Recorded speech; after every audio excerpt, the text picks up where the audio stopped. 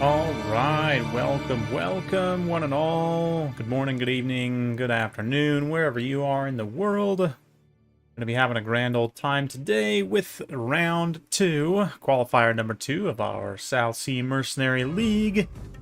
Looking fairly fine, so let's get to it here. We're going to be having a matchup between UMAs and WYD. There we go. Promise I can talk today. Did my tongue twisters, my warm-ups. Here we are, they're ready to load in. Perfect timing, so look at that. Welcome. Gonna be having some fun today. Got a good crop, good turnout on today's tournament.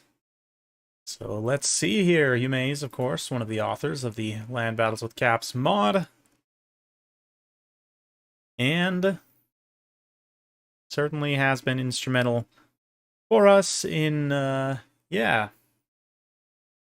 creating an opportunity for land battles without, a 10-page rule set. So, yeah, it's been quite good so far. First tournament was a pretty big success, I would say. Second one, I'm definitely looking forward to. A lot of great names playing today. Got some, vets in the bracket, some newer players as well, so it should be an interesting time to see who comes out on top. Very solid turnout today, for sure. So, let's take a look at this particular battle here. Starting with the Dark Elves. We got a Supreme Sorceress of Shadows. Very interesting choice up on a Dark Pegasus as well. Interesting. Yeah, gonna be relatively cheap. And just looking for some value from that mill cost and Enfeebling Foe. Got a line of Witch Elves here. And some repeater crossbows, just to keep Nurgle honest. Cold One Knights and a Manticore. Not a super common pick these days, but can be decent. Yeah, Cold One Knights and more crossbows over on the side there. Double Manticore, sort of an old school build. But let's see how it does up against them. We've got Double Exalted Hero with the Chaos Sorcerer Lord. Plague Bearers for a front line, second line of Plague Toads. Very interesting. Full demonic pretty much outside of the characters. We've got Furies as well and a single Nurgling in the van. And that will be all. Yeah, hopefully you all have enjoyed your weekend so far. Yeah, it took double Wyvern and not a single mortal unit insight to Terror Route. It's true. Yeah, it's gonna be rough on that for sure. But we'll see how it goes. A lot of Witch Elves. The Witch Elves should trade well against pretty much everything here except the Plague Toads. And I do think Nurgle is going to be relying significantly on these Exalted Heroes, which, to be honest, Dark Elves don't have a great direct response for. Like, I don't think Cold One Knights are going to be sufficient for dealing with these guys. So, yeah, we'll have to wait and see on that. But studying electrical engineering while watching you. Well, Romaine, appreciate you brightening up our world, quite literally. Keeping us all powered up. Very important job.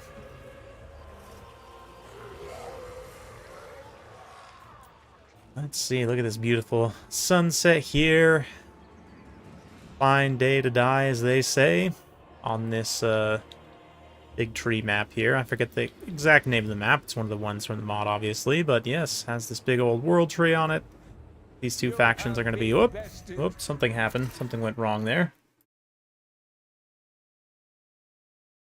Oh, yep, looks like set the tickets incorrectly. That's okay. We're going to just restart same builds. No problem.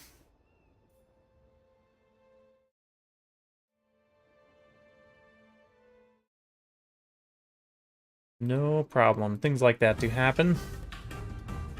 We'll persevere on. Should be just a quick load in and redeploy and back to it. But, yeah. Let's see. Weekend for me so far has been very chill, actually. Yesterday, I got a rare chance at some free time. Took a little bit of time to myself to catch up on sleep and play a little bit of Fallout 76. Had to prep some D&D sessions for today and tomorrow for 2 campaigns I'm DMing. Yeah. And of course, prepare for the tournament today. Had to update a few rules settings, discuss pick and ban system with people. It looks like they're back, so let's get to it. Yes, I'm actually DMing a couple of campaigns. In future, like in the far future, maybe I'll get like a full setup to stream campaigns, perhaps. Would be interesting. Yeah, I think me and some of my friends and family are charismatic enough we could potentially stream, as long as people are not too nervous, as long as they can get past sort of the cameras being on them. But streaming D&D is a whole beast in of itself. There's also a lot of competition in that space, obviously. But I don't know, is that something you guys would be interested in? Watching me DM, just failing horribly at it?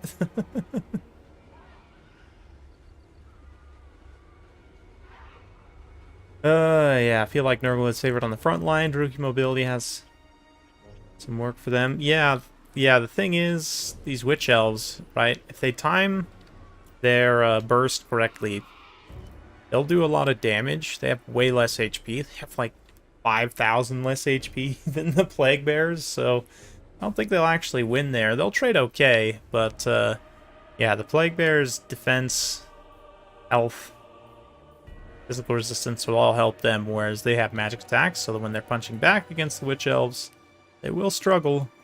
Sorry, they won't struggle, rather they'll cut right through that physical resistance. Witch elves might struggle, that's what I should say, but let's see here.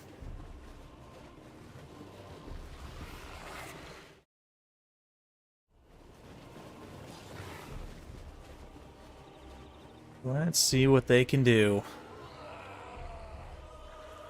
Both sides here to corrupt the Wood Elves' tree, although it's not very deep in the woods, but this sacred tree nonetheless. I would imagine both these factions are here to do dirty deeds to the tree, as my mouse just bugs out continuously.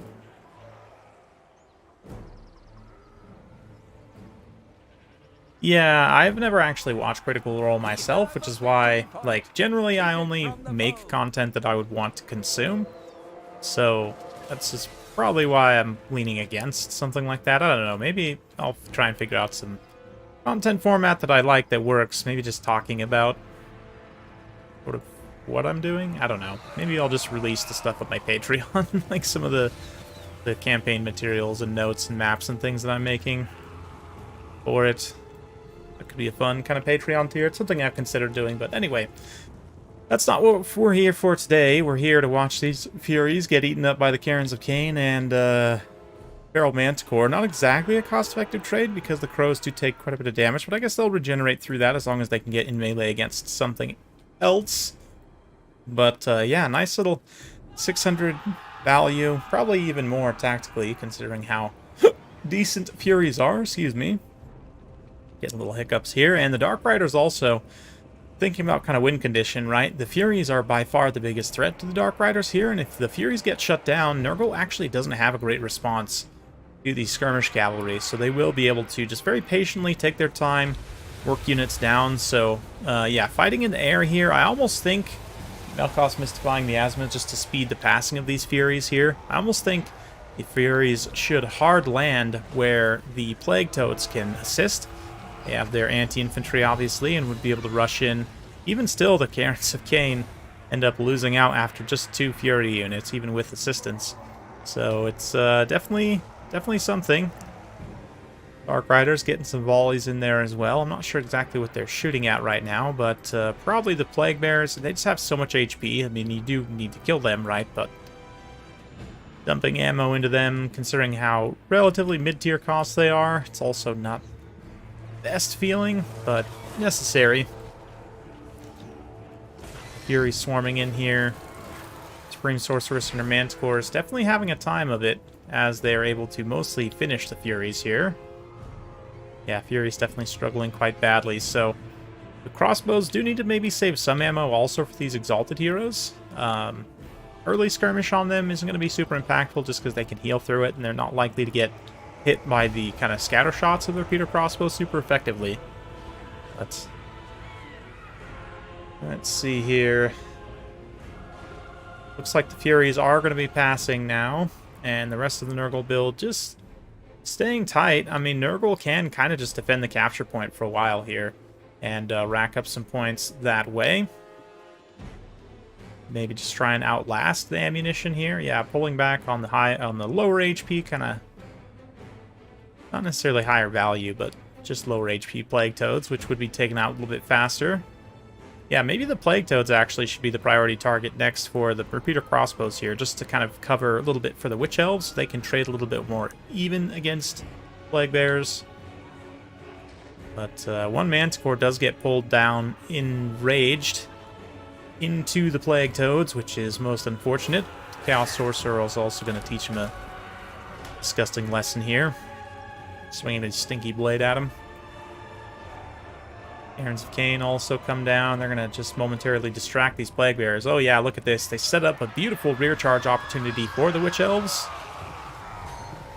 Nice little mobile hammer and anvil here. The Witch Elves also do not get charged. Not that the Plague Bears, yeah, they have a +8 charge bonus.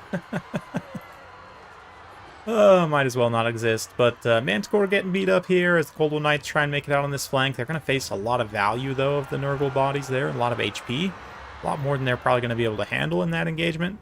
But here, at least, this Plague Bear gets fairly well nuked as these repeater crossbows continuing to just kind of kite and pull away here. This Witch Elf is going to have much worse of a time in a combat against Plague Bears and Toads.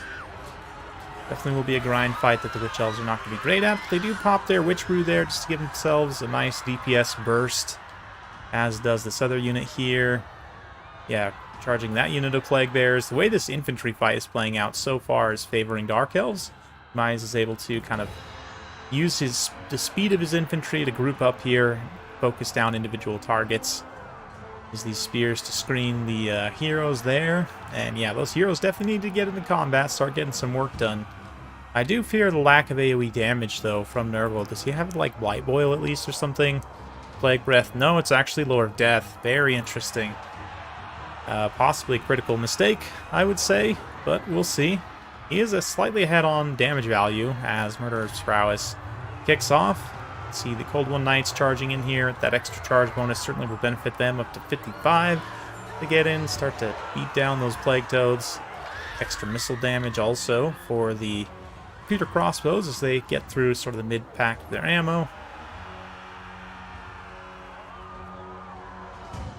Yeah, Druchii crossbow shooting uncontested has been a big deal so far. They're just now crossing sort of the paying for themselves threshold, I would imagine, for the most part. Yep, but still plenty of ammunition left, which means everything after this is basically just free value. So that's pretty good. Nurgle was able to outlast, though, fairly well. And Murderous Prowess, Murderous Mastery, still quite a bit of uptime there. You can see the Witch Elves, 70 seconds still. Definitely gives them an advantage in a situation like this, where that's going to be impactful for quite a long time after some of these other units are already dropping it. But Witch Elves trading quite even right now. Let's see, in terms of value, I would imagine. Well, maybe not. Maybe close. Yeah, that one's actually... Oh, that's a repeater crossbow. Doing a good job paying for themselves overall. But Nurgle, of course, can outlast in late game, especially with their characters. So we'll have to wait and see kind of what happens here. If I were you, Mize, I might honestly try and conserve a little bit of ammunition left on these repeater crossbows into the late game. Make sure I've got enough to try and kill these characters, or like this Exalted Hero getting out in space here against the Cold One Knights. Gonna have a little bit of a tough time, but yeah, Witch Elves still with that Murderous Mastery, fighting with improved power against this blob of Plague Bears. Ooh, going for the caster snipe. A little bit risky as both the Manticores swing in. It's going to allow the Nurgle heroes also to unify and fight kind of 3v2 in the single entity mess. Also the anti-large of the Cold One Knights, fair amount of Dark Riders in here as well. Just a big old mess of stuff happening. Meanwhile, Supreme Sorceress is just using that Melkoth Mystifying Miasma at a distance. Help those Witch Elves bust this block of Plague Bears. Hey, Romulan, good to see you. Damage value is surprisingly even, yeah. He's choosing to use last of his ammunition here, just trying to burst down Plague Bears, I guess, just going to be relying on his line troops and the single entities kind of combining forces to finish off. Like this Exalted Hero right now that's isolated would be a great target. You could probably terrify him away, honestly, with the charge from the Manticores. Especially as these, yeah, the further away these two get from him, basically the more vulnerable he's going to be. So, some of the repeater crossbows used to last their ammunition. It looks like you might not quite capitalize, as the Manticores are a bit slow to respond, but eventually are going to get in there. Yeah, the anti-large armor piercing of the Cold One Knights will be decent here. Unfortunately, there's just not enough of them to sustain this fight for very long. They'll get in here and use up blast their weapon strength. I like that Yumai is also saturating in a couple of other units here, so they're not just fighting solo and getting killed. Terrence and Kane almost immediately get routed, but at least a handful of Gold One Knights do manage to hang around, and it looks like probably going to be able to rout at least the one Exalted Hero. This other one, tangled up with Spears and Witch Elves and Dark Riders also, it's just kind of wet noodle for a while, so I think Yumai's got this one in the bag at this point. It was pretty close, honestly, but again, just the wrong lore of magic, I think, for Nurgle. Needed healing and needed Plague Breath attack. What's it called? Pestilent Breath? Or is that the one for Skaven? Anyway.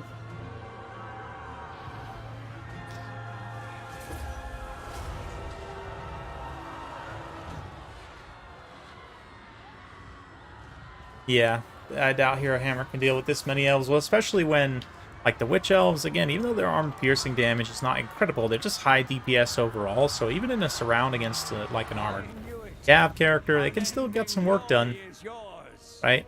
So, ends up being enough. Yumai's carrying the victory there in the first round. And nice to see two non-S tier factions. I would definitely put Dark Elves up in the A tier. Nurgle maybe B, C tier. But, yes, definitely a fun battle for sure. Cold One Knights did a good job. Just a nice combined arms, honestly, for Dark Elves all across the board. Even the Manticores pitching in a good amount of value there. So, fun stuff. Let's go ahead and see if we can't catch another game here real quick.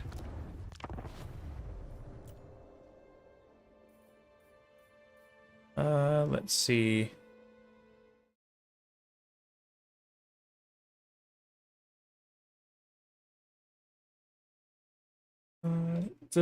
So, got Miravoy versus Tim the Wilder. Jump in that one, or Leon Zhang versus Consul of Rome. Let's see.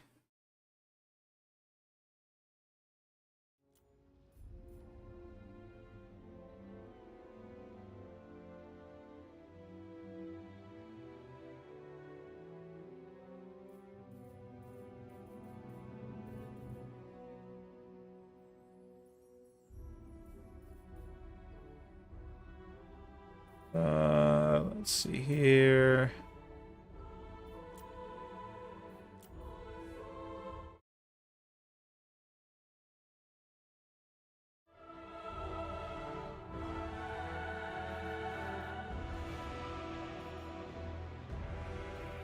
Okay.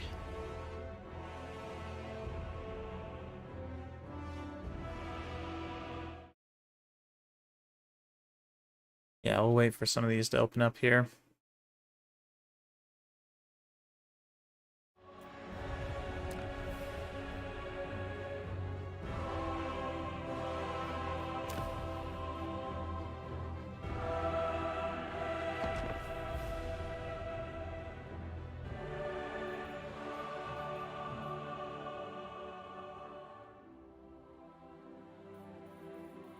Let's see. Let's jump in this one and see what's going on here.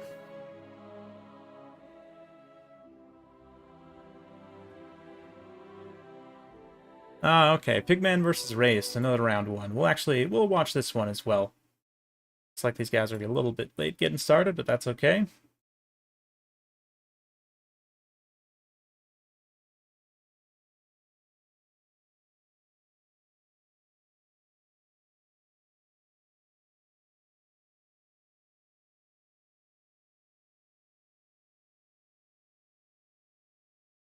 All right. What do you think Nurgle needs to push them to higher levels? Well, rework the Toad Dragon, probably to be anti-large. That would help some. And Uh,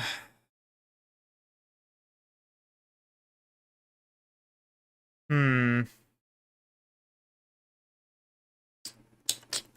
Yeah, I mean, it's not like a lot of their units are necessarily useless. It's just kind of by their faction design that they're sort of exploitable in a way. I don't know that I would want them to change radically the faction design. I mean, they already have things like poisoned warhounds, which can kind of act as mobility, and I don't... I mean, yeah, I wouldn't want them getting Centaurs of Nurgle, for example. I think that would not fit well within the sort of faction identity. Um, Even if it would be really good, and it would make actually Nurgle pretty strong, I think. But yeah, range pressure tools. Yeah, Mark Norskin Hunters. I don't know. Like, I think just better melee capabilities, honestly, in terms of yeah, like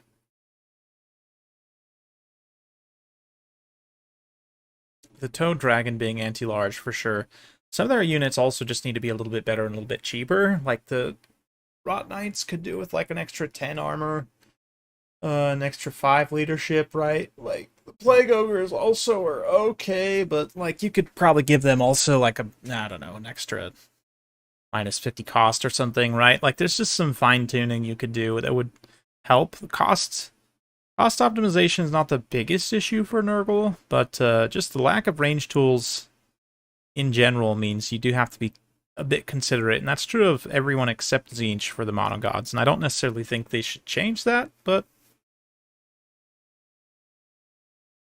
um, improving the accuracy on the Nurgle Soul Grinder would probably help a little bit too, because it seems pretty inaccurate and inconsistent. That would be a range tool that they could have, they could fine tune a little bit, but yeah, a lot of their DLC units are underpowered, like the Rot Knights, Ogres, Toad, and hopefully we'll see a balance update within the next little while. But let's see here.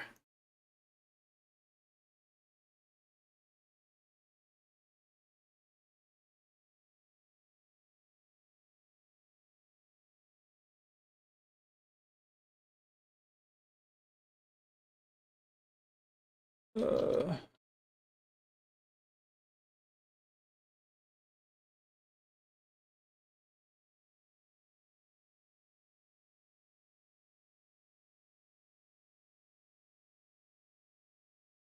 I guess unmarked Furies, you take multiples with Demons of Chaos, you can circumnavigate, but yes.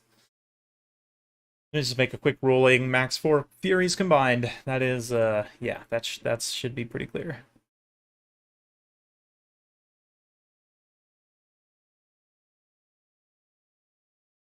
Quick ruling there.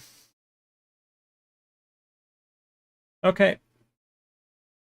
Anti-large. Well, here's my reasoning is that the Nurgle doesn't actually have a lot of direct anti-large tools. Like they have the Rot Knights now have anti-large, but if you look across their roster, they actually have surprisingly little, almost no anti-large directly, right? Instead, just relying on tanky kind of generalist units to fight monsters for them. The Toad Dragon sort of has a similar. I mean, it's a big stompy monster, right? Which means it has some overlap with the Great Unclean One, and especially like Tamarkan on his mount, right? They're both anti-infantry.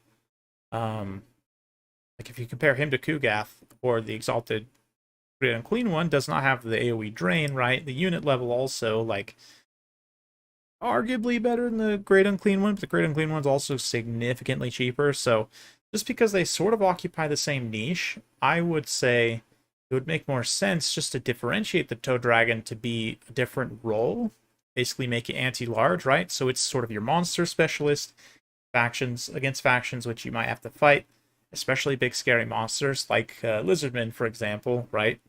Then the Toad Dragon would be an appealing option there. So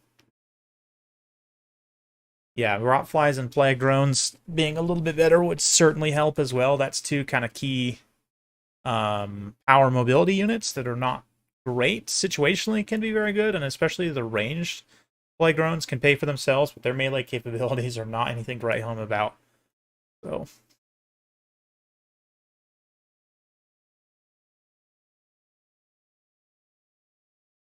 yeah, I don't know why Elemental Bear, Kadai Destroyer, and It. I don't know if their hitboxes are like their hit areas, I should say, are misaligned. Like yeah, I don't know. I don't know what's going on exactly here, but got some wild builds. Rot Knights can go toe-to-toe with Grail Knights. I mean, in a clean engagement, but the problem is that they have less armor and leadership, and so they're threatened by a lot more things, right? Like low-tier shooting units or spears are a lot more threatening to Rot Knights than they are for Grail Knights. Grail Knights also have, physical or damage resistance, much more armor, much better mass. Yeah. Yeah, like I said, the Rot Knights are good. They just need like an extra plus 10 armor, plus 5 leadership, and they'd be fine, honestly.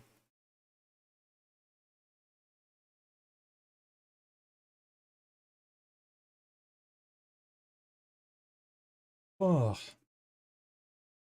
Yeah, very interesting.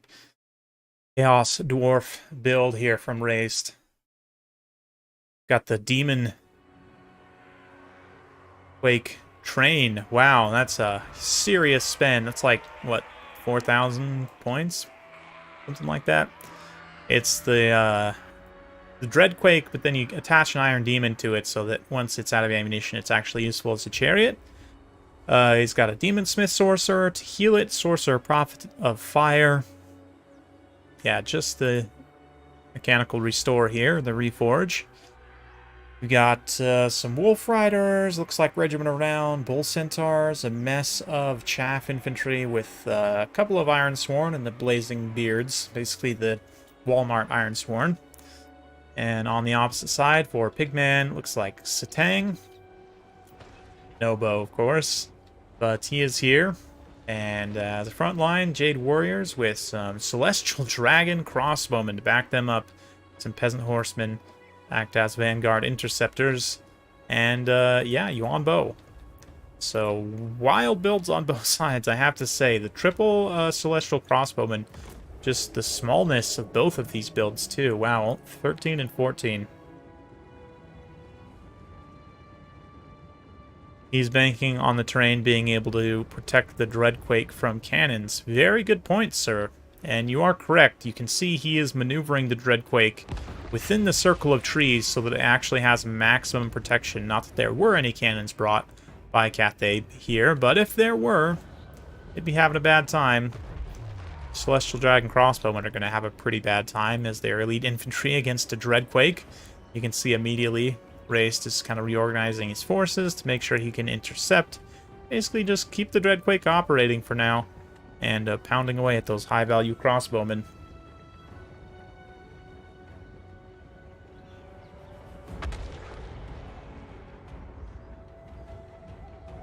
Yeah, it can be worth its gold if it can get some consistent hits here. And now keep in mind, there is no attacking rules, so Pigman technically can just run around in circles and dodge.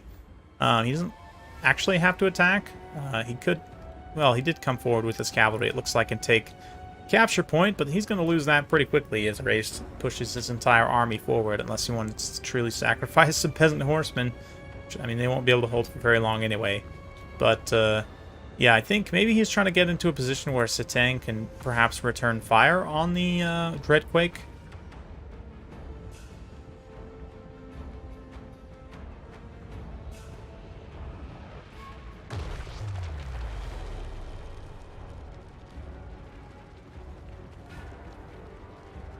Yeah. Yeah, the animations on a lot of newer monsters are often too specific. Push monsters out of the hit zones, wasting damage, collision attacks, chariots help a lot with that. It's true. They do. But Pigman losing quite a bit of initiative and time as he's pounded here. But still, again, just trying to pull that Iron Demon forward away from these trees. But right now, not succeeding in doing so. Gonna run a little giant moonbird out there. You have victory point.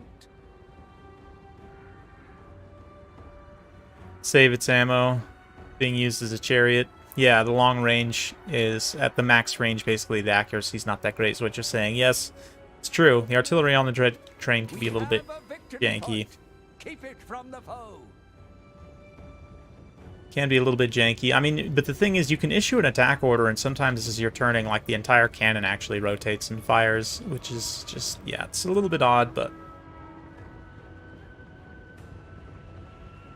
So Tang here is going to start opening fire. Gets a shot there. Picks off a few of those Infernal Ironsworn.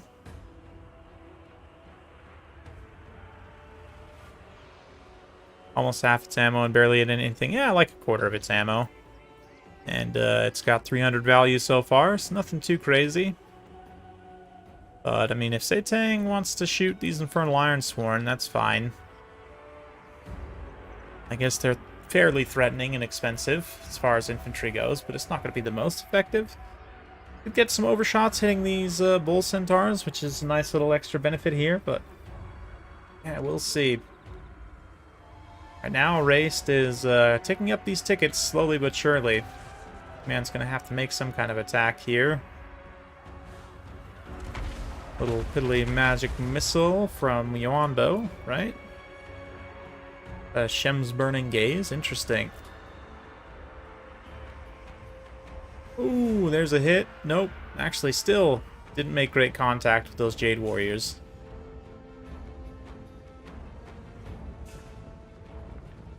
It looks like he's gonna move the Dreadquake up.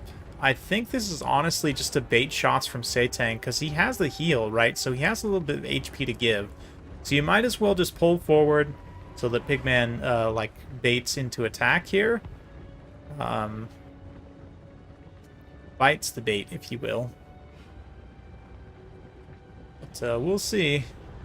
Ooh. Yep, still no hit.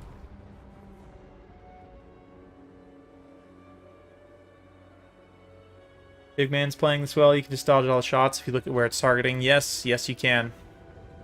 You definitely can.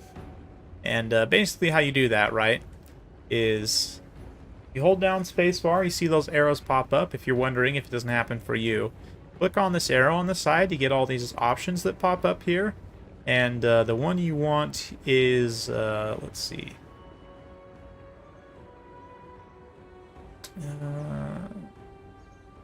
Back orders? No? I forget which one. It's one of these, to be honest. Or... I don't know. I open this up and suddenly I'm like, is it the status icons? I don't know. I don't remember, to be honest. It's one of these, but just mess around with it and you'll be able to figure it out. Look at the targeting.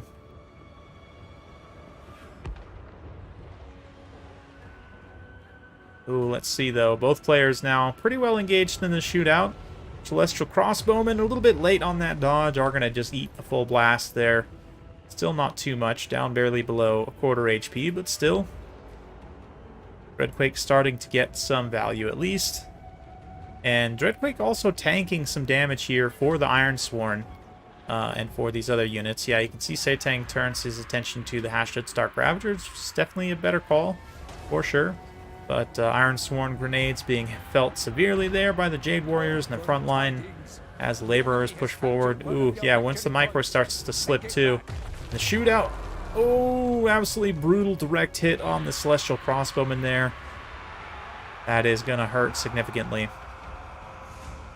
Yeah, now Iron Demon's starting to get some more value. Also getting the Reforged to keep its HP up. Still only about 1,000 damage value, but still something. Getting on the board. And the Ironsworn are coming forward, just easily besting these Jade Warriors. Another hit there on the Celestial Crossbowman. And we've got some Peasant Horsemen coming over here. Try and deal with the Iron Demon in melee, as does the Great Moonbird. Gotta love a wild Moonbird attack.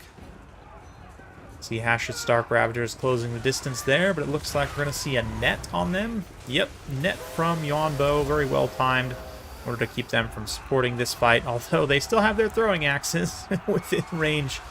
Chop down those Peasant Horsemen, which they do fairly quickly. The Sorcerer Prophet also in a bit of trouble as he's on foot and Yuanbo's much faster. So this is bad. This is very, very bad for Chaos Dwarfs. Critical error, perhaps, as Yuanbo is just absolutely assassinating the Sorcerer Lord of Fire here. Yes, very, very bad situation. Oh, he's got the execute on him. Well, he is done for.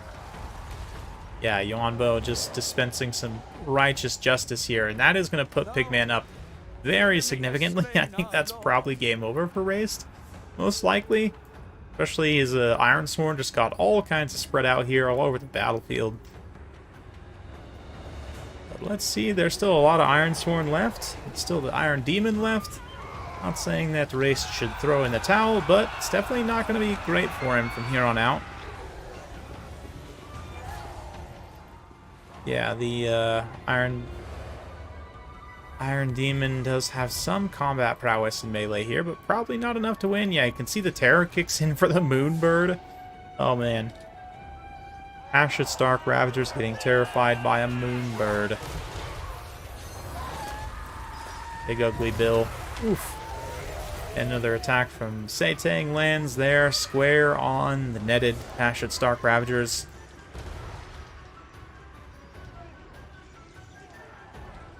Yeah, I mean, artillery, it really depends on the matchup for land battles. A lot of factions have enough mobility, and this has been true since the dawn of time. A lot of factions have enough mobility that it's basically functionally impossible to take artillery against a good enough player, because they will always be able to get on your artillery, and it's almost impossible to defend. But it is matchup dependent, right? Like, not all matchups have sufficient cavalry or other mobile units to be able to contest in such a way, which means they rely on shooting back, much like the Dwarfs, for example, right? So, yeah, for certain factions and matchups, cannons, other artillery still make a lot of sense in land battles, but single entity artillery tends to be very, like, either it's very good or it's complete crap. So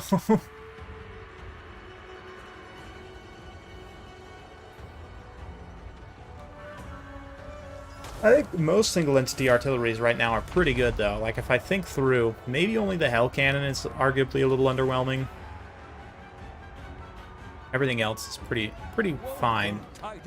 But, yeah, let's see here. Iron Demon facing its last stand against Tzeentch. Gonna try and get one more volley or two off against these, Celestial Dragon Crossbows. And gets a little tiny side hit there, as it gets blasted by Tzeentch, destroys the train. And, yeah, I think Race is actually just going to win on points here. It's, Pigman. Yeah, wow. Wow, look at that. Yeah, Pigman did not contest it fast enough. You're right, even though Pigman is strictly winning the battle. Interesting. Yep. Wow. That was, Pigman, I think, I was having too much fun winning.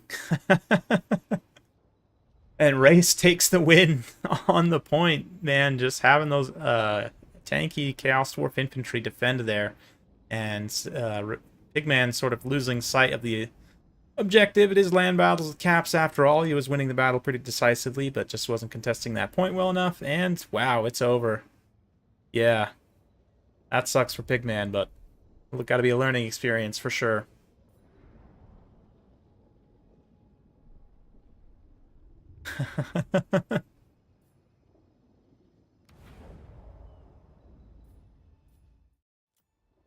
Yep, sometimes the games do happen that way.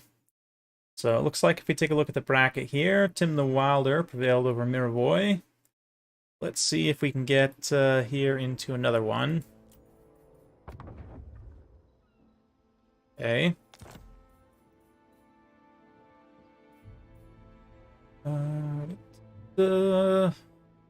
Let's see here.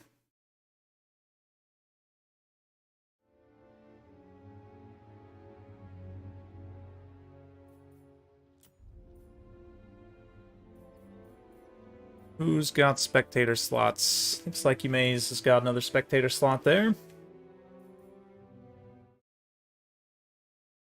here real quick.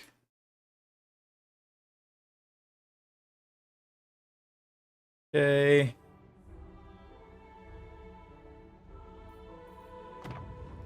Yeah, we'll jump in here. Guys versus Dastan. On round 2. Looks like Dwarfs versus High Elves. Interesting.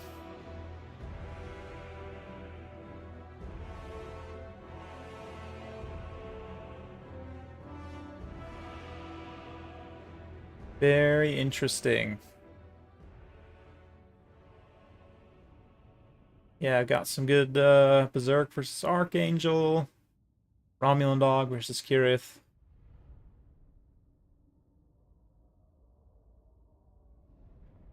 Let's see here.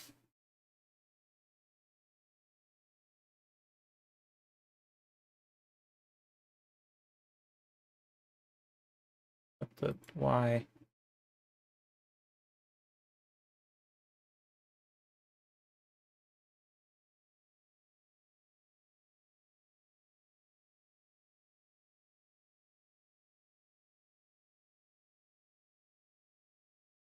Okay. Just doing a little bit of admin stuff here on the side.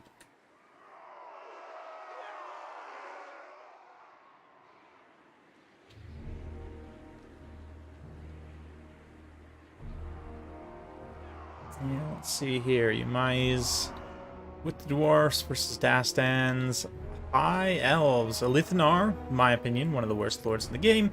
This is a matchup where he can do okay as long as he doesn't get caught and killed in melee by some wild Slayer bros. But yeah, some Shadow Warriors and Walkers mixed. Very interesting. Lack of AP could come back to haunt them here, but probably looking for some counter artillery.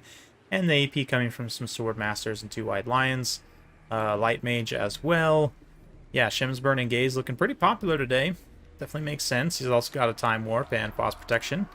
As for the Dwarfs, we do see some Wild Slayer bros. Demon Slayer, 2 Dragon Slayers, and some Hammerers. 3 Hammers. Wow, Yumei is going heavy with the Melee Rush build. Not really looking to contest range too much. Does have 4 Bugman's Rangers. Sturdy, reliable, self-healing Bugman's Rangers.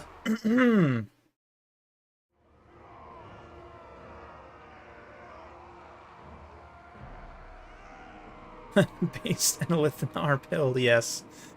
Yeah, there's nothing for him to shoot really here, and I will say, if we look at the speed, right? Demon Slayer, Dragon Slayer, both 42 speed. Lithanar is 46, so technically he's faster. As long as he stays on his micro, should be able to stay out in front.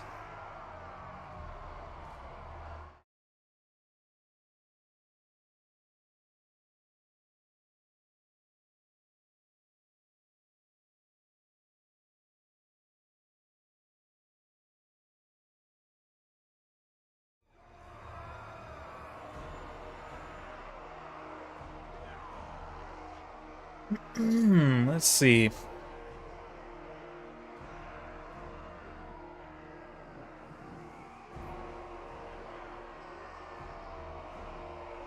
Both players with some significant Vanguard opportunity. And it looks like both players will take it. So we're going to have a little shootout here to begin. Little bow contest, archery competition, if you will. Oh yeah. Shadow Walkers, very cool unit.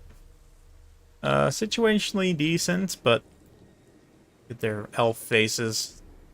Look at them. They dare to show.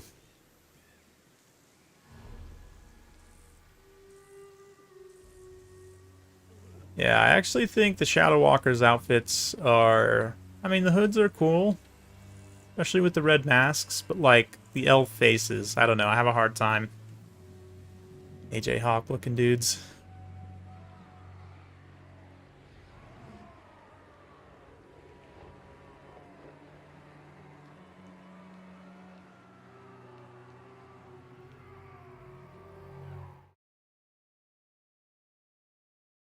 Anyway.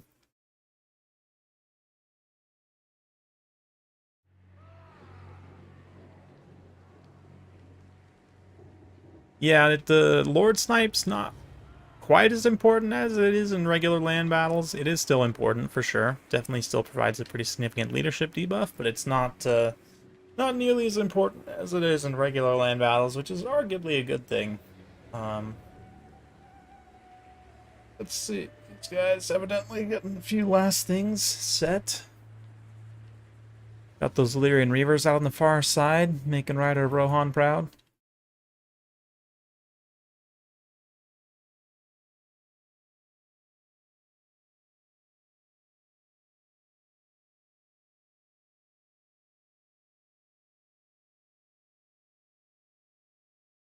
And it looks like some of the round twos are starting to finish. So we've got Azek, Rusto, Tim the Wilder, Leon Zhang all moving on. And it looks like these guys are getting underway. So both these Vanguard armies not really knowing each other's there, right? All the Dwarfs see is Lithnar, and he's going to start shooting at the towards Dragonfire Pass here. But pretty quickly, the Bugman's Rangers will come into spotting range. They have not spotted each other yet, even though they're both within range to shoot each other. So yeah, the stock infantry here about to have a little surprise moment. Yep, and some of the volleys start getting unleashed there by the Shadow Warriors, Shadow Walkers. You can see immediately all the Bugman's Rangers pop up to return fire. So yeah, love this. Love me some Vanguard ambush infantry just squaring off in a nice shootout. The shields and the regeneration of the liquid fortification will give the Bugman's Rangers a pretty distinct advantage in this fight. I mean, the loose formation and the skirmish, 360 shooting for the Shadow Walkers and Shadow Warriors does make some of a difference, but it's, I'd take the regeneration and the shields of the Bugman's Rangers. Not to mention they also have charge defense, so even though a couple of them get catapulted there, for the most part, they're going to hold out just fine as the blasting charges move in. You see some Doom Seekers as well. So right off the bat, those High Elf Cavalry having a pretty bad time. Swordmasters and White Lions do have hammers to fight as well, so it's not like they're going to be just mowing through, Dwarf Warriors necessarily. But let's see. Hey, Dreaded Saurian, good to see you. You forget Lithnar exists regularly. It's okay, I think Creative Assembly does too. I think Creative Assembly actually forgets a lot of lords exist. There's just too many lords in the game now, but that's a discussion for another day. And where's Dragonfire Pass? Trade great against those spearmen. See the Bugmans having taken some damage, are able to regenerate. They still have a decent amount of their unit models online. This one's lost a little bit more, but yeah, it's certainly enough to get some work done. Focus firing on those Swordmasters as they get into combat. You can see he's also leading with the Slayers here, as their AoE damage will be pretty impactful, but they're also potentially going to be shot up a decent amount by the Shadow Walkers and Warriors, which are accurate enough to get consistent hits, even on small single entities like that, thanks to their Elven accuracy. But, yeah, you can see Barona's Time Warp here. Hammer of Karak Draz being popped, which is going to basically counteract the Time Warp completely, but a Foz protection up to 72 melee defense on those Swordmasters. Will it help? No. They're simply inundated by far too much value. The AoE damage also of those Slayer characters is very good, so one Swordmaster there getting pretty well nuked. It's definitely painful. So far, Eumaeus has maintained a small value lead, but nothing too crazy. But yeah, maybe a little bit of overblobbing here as well from these White Lions. One White Lion out in the distance chasing those Dwarf Warriors out of position. Does get them singled out, which is going to be a decent engagement for them. Miners blasting charges moving in to assist. Oof, yeah.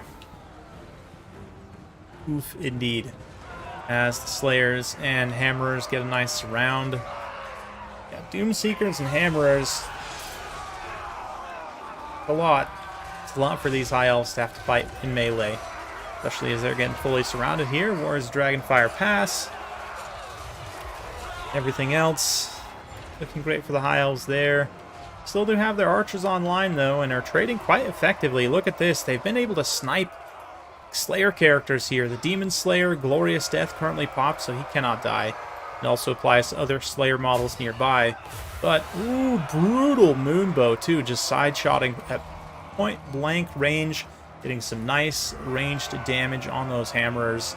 Yeah, the Slayer effect still active currently, as they move into horribly sniped Lifecaster. She's going to be forced to run for her life, but we'll see. Perhaps Dastan can pull this out if he uses his archers, continues to use them to good effect. Looks like the Demon Slayer is vulnerable to actually getting killed now, so Lithnar is danger close, though. Looks like, yeah, Shadow Walkers and Warriors maybe going to use Lithnar as bait a little bit here to just let these Demon Dragon Slayers fight in melee so they can shoot them. But man, that Demon Slayer barely hanging on. He's got 1 HP. Literally one stray arrow is all it's going to take hitting him, and he'll be dead. Oh, but he's yet still alive. Oh, will it be one of these little spearmen? Nope. Spearmen getting pushed away. Yeah, Dastan, despite having the value lead, it's not looking great for him. Part of that, I think, is coming from these regenerating Bugmans, to be honest.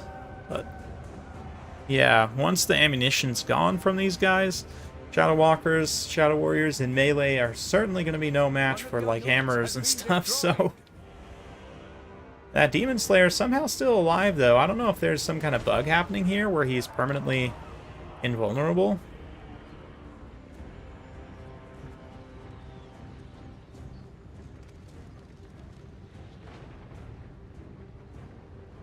Seriously? Oh, yep, there he is. How do the High Elves deal with Dwarf Infantry once they run out of ammo?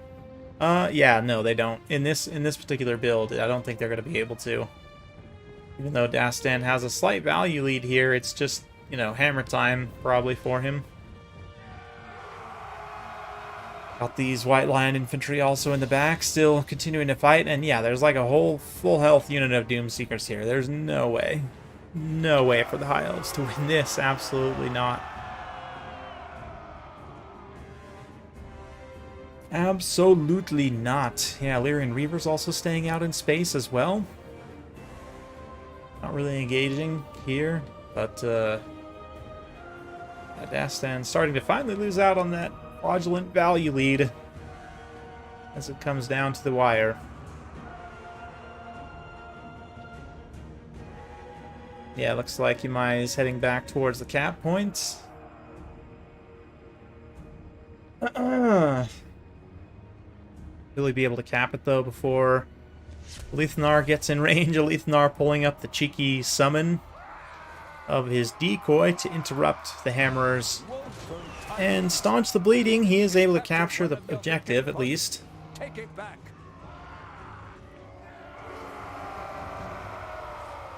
Let's see here.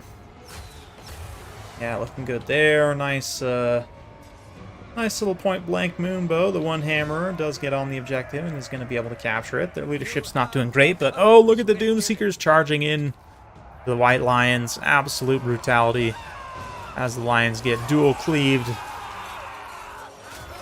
Look at that Slayer, man. Look at that. Look at that Slayer's head. What's he got going on there? That is quite the headdress. Not traditional Slayer, but yeah, some of these guys have some different kind of stuff going on. I don't quite like it, to be honest. I don't know that I've ever looked at their unit models this up close before, but there you go.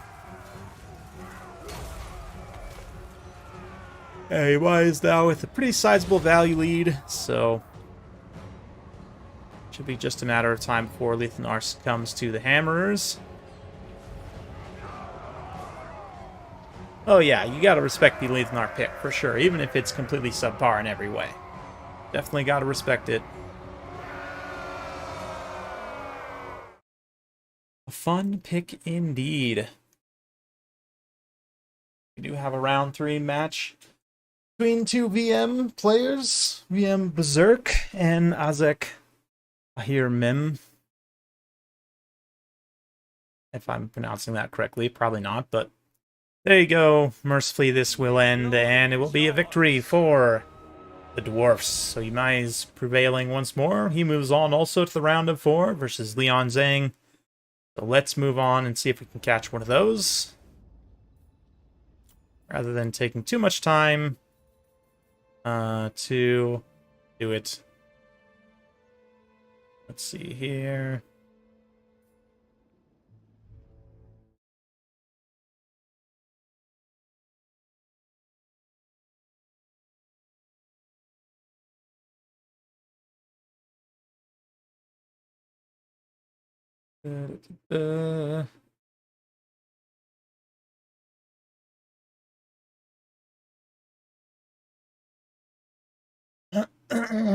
Yes.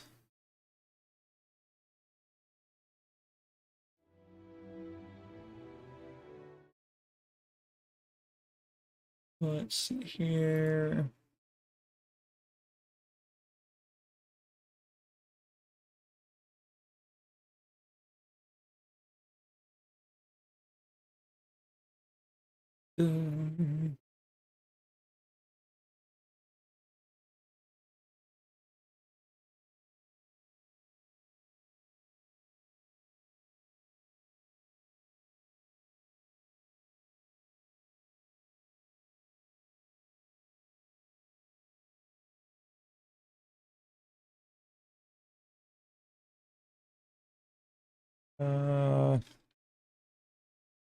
Yes.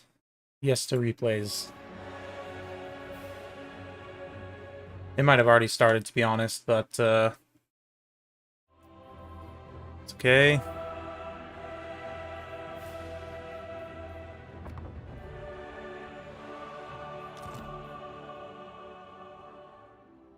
Maybe.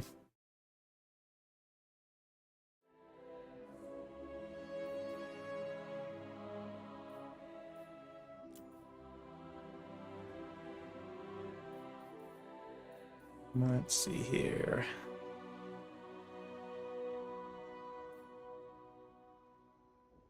Or maybe I'll just jump in and spectate them if I don't get in on this other battle soon, but let's see.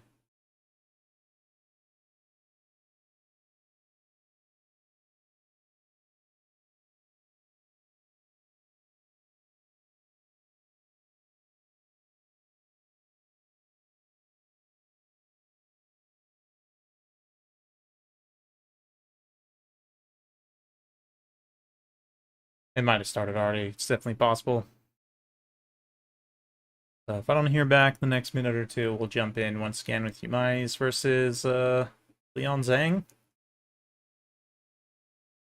Still got a couple of round 2 matches still ongoing, mostly on to round 3 at this point, but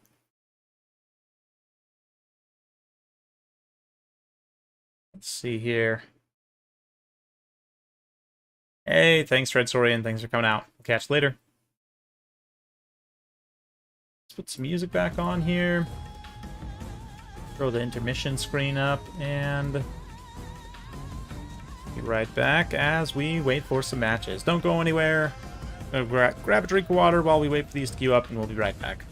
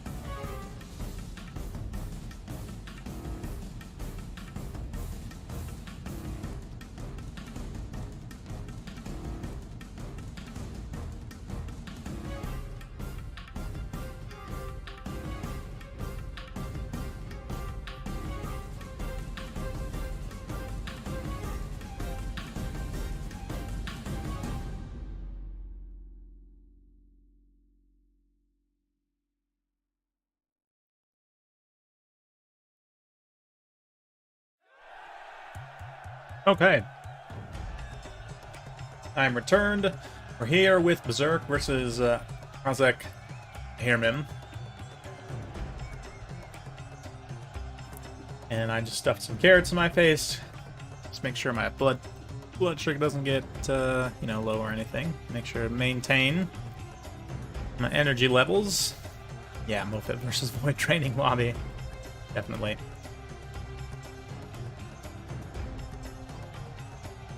Yeah, Shadow Warriors against Dwarfs is a thing you can do. It works well versus certain types of Dwarf builds.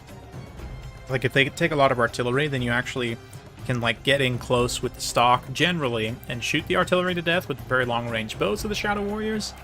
But, yeah, I think he was not necessarily expecting so much of an aggressive kind of rush composition from Dwarfs. Definitely seemed like it was not the build that Destin was prepared for, but why you play the games, right?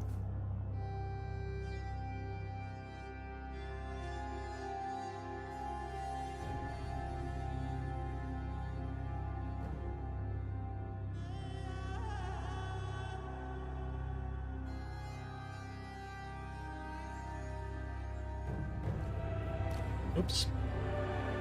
You guys didn't see that, right? No one saw anything. Yeah, Tzeentch versus Dwarfs should be interesting. Another Dwarf matchup. And keep in mind, these guys are blind picking today, so we're not getting quite as many, like, counter picks. It does seem like people are maybe banning the top factions more since you don't know. Yeah, I guess you never know. Well, yeah, didn't know what your opponent was picking anyway prior. But, yeah, it's just... I don't know. It's been interesting to me to see. Like, the first tournament, it seems like it was Tzeentch like almost every round, and this time it seems like people have probably been banning Tzeentch more. This time we do see them though against Dwarfs. Should be an interesting battle.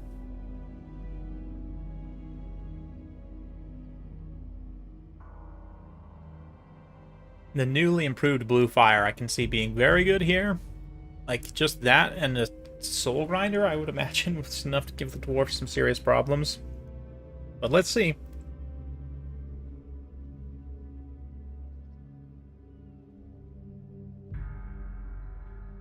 Cannons for the Dwarfs, obviously, could be very effective here, as long as they can be protected from stuff like Furies.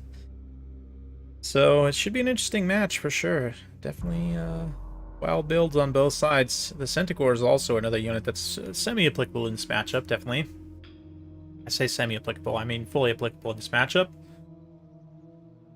Barrier especially helps, like something like blasting charges, for example. If you slip your micro momentarily, they will take a severe amount of damage still, but not quite so much. That barrier definitely helps.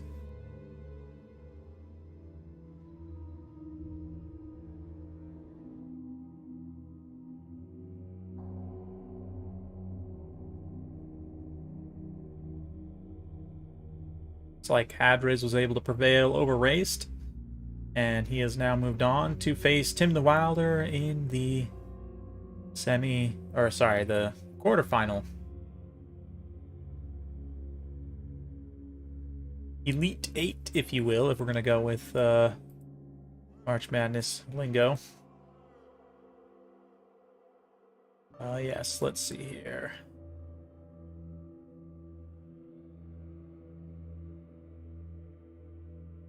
Making good time so far.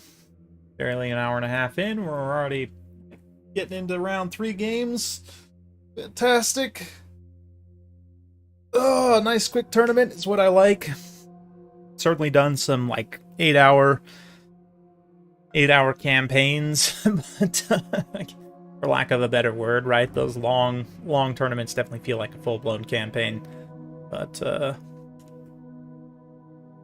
been fun so far. We'll continue on here for all of y'all. These two VM players facing off in open battle.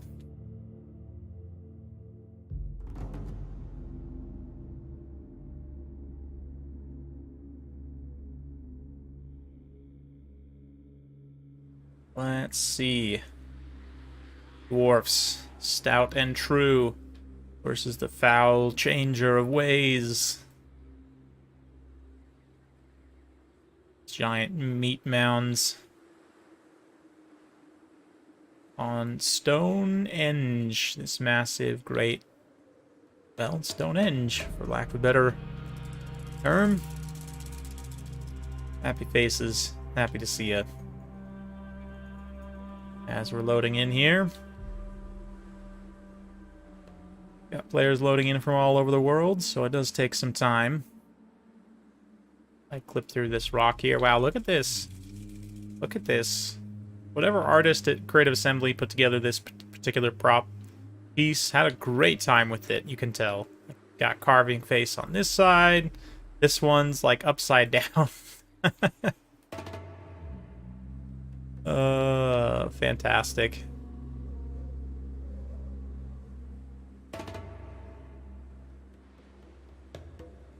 Fun time for sure.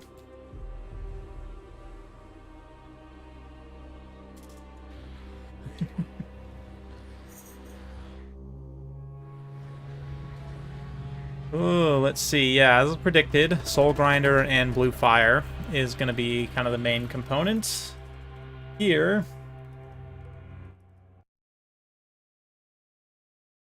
And yeah, and then pinks. I noticed Berserk is a big fan of the pinks rather than taking blues, which is interesting to me. Like a lot of the time you'll just see width of blues, but yeah, I've noticed Berserk seems to prefer just taking pinks, probably because they have more ammunition. They're a little bit more functional as a missile unit. Sour Guts also are one of the best RORs in the game, arguably. So, yeah, makes sense there. Chariot for some disruption. Not that I expect the Chaos Chariot of Tzeentch to do anything, but it's here. It's also got a Centaur as well for a little bit of mobile AP. And it looks like Cold. Tank it. Yeah, Thorek Ironbrow on the opposite side here. He's got Giant Slayers, Dwarf Warriors, 3 cannons, and some blasting charge miners here. Dwarf Warriors, Dragon Slayers, very popular right now, which, I mean, they're so cheap for how good their stats are. Makes sense why you would see them in pretty much every game. What a nice Dwarven defensive position. Cannons are definitely going to be key here. But the thing is, the Blue Fire is even better at taking out cannons now than it was before. Honestly think they should reduce this down to like 6 or 7 projectiles, just because with the change to the scatter shot, it didn't need a buff, but it did get a buff. It's now even stronger, especially for Kairos, only 6 Winds of Magic, which I think base 7, I want to say, for other characters. I don't remember, to be honest, but anyway. I'm gonna see the cannons kind of pull up here. Where will they shoot? That is the question. This giant mound of pulsating flesh sacks will give some cover to the Soul Grinder as it advances here. Already getting in range. But the cannons, if I were focusing the cannons here, I'd probably honestly focus on Kairos. If you can get consistent hits on him, it's going to be a little bit tricky if he's dodging actively, but like, you've got 3 cannons there. That's, what, 12 individual cannon models that can potentially be making contact. But yeah, Berserk doing a great job using this terrain piece to his advantage, and gonna be eating those blue fires right away. Doesn't actually do, yeah, didn't do that much to that one. Didn't blow up any of the artillery pieces themselves, which is good. But of course he can immediately follow up with another one. Yeah, again, I'm not sure why the cannons aren't focusing. Oh, we do lose a couple of cannon models there. That's unfortunate. Well, maybe just the one, actually. Yeah, I'm not sure why the cannons aren't focusing Kairos. I mean, he definitely can be cutting and dodging, but with this much volume, like I said, it can make it tough enough. Won't always be able to, but just in terms of value, Kairos is by far the most threatening thing here. Soul Grinder is also, you know, a valid target for sure, but priority-wise, I would like to see, especially if you get Rune of Slowness on Kairos and then focus him with the cannons. Rune of Slowness has 100-meter cast range. I mean, Thorek could try and run out in front of his army here and maybe get within range to catch and cast that. But as it is right now, yeah, I mean, Blue Fire is going to just end these cannons before this fight really begins. Hello? Far the cannons have not gotten any volleys on anything. See Berserk also just very patiently advancing here. Got a nice full surround on all sides. Getting his units into position slowly but surely while the blue fire continues to pick away at the cannons. Which, again, I don't know exactly what, what Azek is trying to accomplish with them. Yeah, like shooting targets over in these trees isn't really going to do much either. But Kairos is definitely close enough right now. You could get him with a Rune of Slowness. So that would be the way to do it. Oof, yeah, look at that. The Soul Grinder also just blows up a couple more cannon models there. Not looking great already for Azek. These cannons were a pretty critical piece for his success here, because without them, he has literally no way to attack Kairos. Yeah, and focusing on Aekold, I mean, that's arguably the last target you should be focusing here, but we'll see. I mean, he's got those 2 Giant Slayers still, right? Even if his army takes an obscene amount of damage, and like this one cannon crew also running forward here, as all their cannons have been destroyed, I guess. Pretty painful experience for the Dwarfs, but typical Dwarf experience, to be honest. Got another blue fire there. That'll finish that cannon.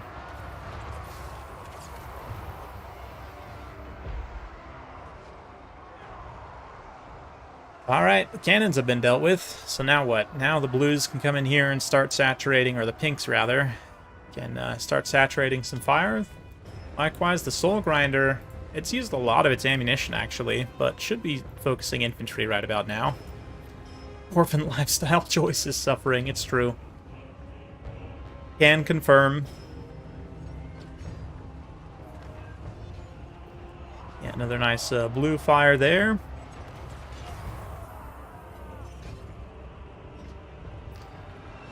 So, pinks continuing to blanket in. Nice little charge from the chariots. Even on an unbraced unit of miners still, though. Look at how ineffective this charge is. Look at how bad chariots are. On an unbraced, granted, heavy infantry, but still not the best infantry in the world. They still don't do anything. And the Rune of Slowness, of all things, is used on the chariots. Oh, man. Ooh, a little Tzeentch's Firestorm. Yeah. A little triple Firestorm there from Kairos just to really sell the AoE damage. Gonna absolutely destroy one unit of Rangers. Probably won't do a lot more than that, but still, you know, it sends a message.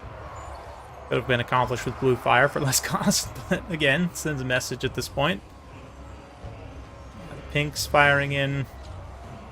Marauders, you can see they're like fainting in like they want to attack, but then Berserk actually pulls them back, not giving a proper engagement. It's a pretty textbook feint attack. It's got the Gaze of Fate now on these Giant Slayers. Again, just picking off these high-value targets wherever he can. Most dangerous, most high-value targets. Gaze of Fate will freeze them in place, and they're going to just get blanketed in pink fire. Without their armor, they will take severe damage from it. Centaurs also starting to make their attack runs. Should be able to just dominate these dwarf infantry, no problem. Appreciate you, Wicked.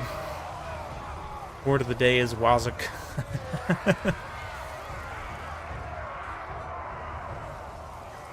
Yeah, not looking great for the Rangers of the Dwarfs and their other units, as the Pinks are just shooting unopposed pretty much at this point.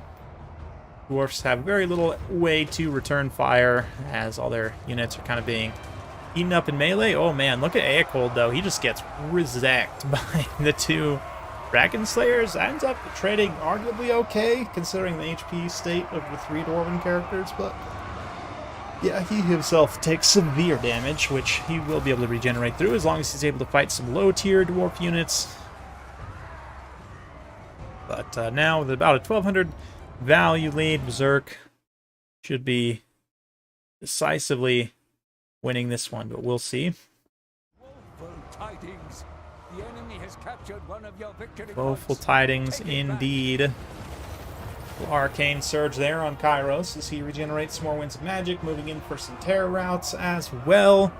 Soul Grinder also gets some good terror against these Dwarf Warriors. Does have to be careful, though. The two Giant Slayers are still lurking. They're going to move on through. Or Dragon Slayers, rather. Yeah, you can see the Soul Grinders immediately noping out of that engagement. Does not want any of that smoke. Unsurprisingly. Kairos charges down near Thorek, which is once again going to pull the Slayers away from the Soul Grinder. And back into combat with himself. But, yeah. Fortunately, the Dwarf Warriors, although they might want to, he just can't hold him on the ground. These Dwarf Warriors and Miners and just don't have the mass and speed to hold somebody like Kairos on the ground.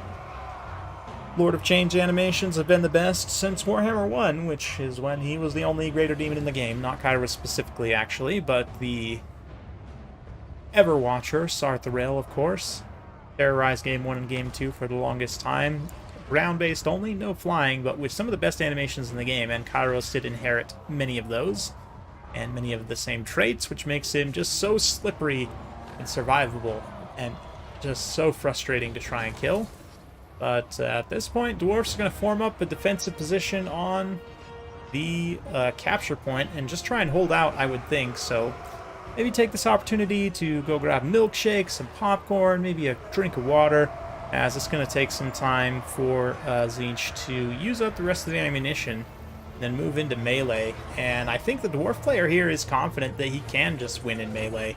So hence why he's just kind of eating all these shots here. But that was a pretty big deal. That missile hit there on Thorek put him to wavering, sunders his armor a bit as well. And if Thorek gets routed, then the remaining Dwarf units will have some leadership issues.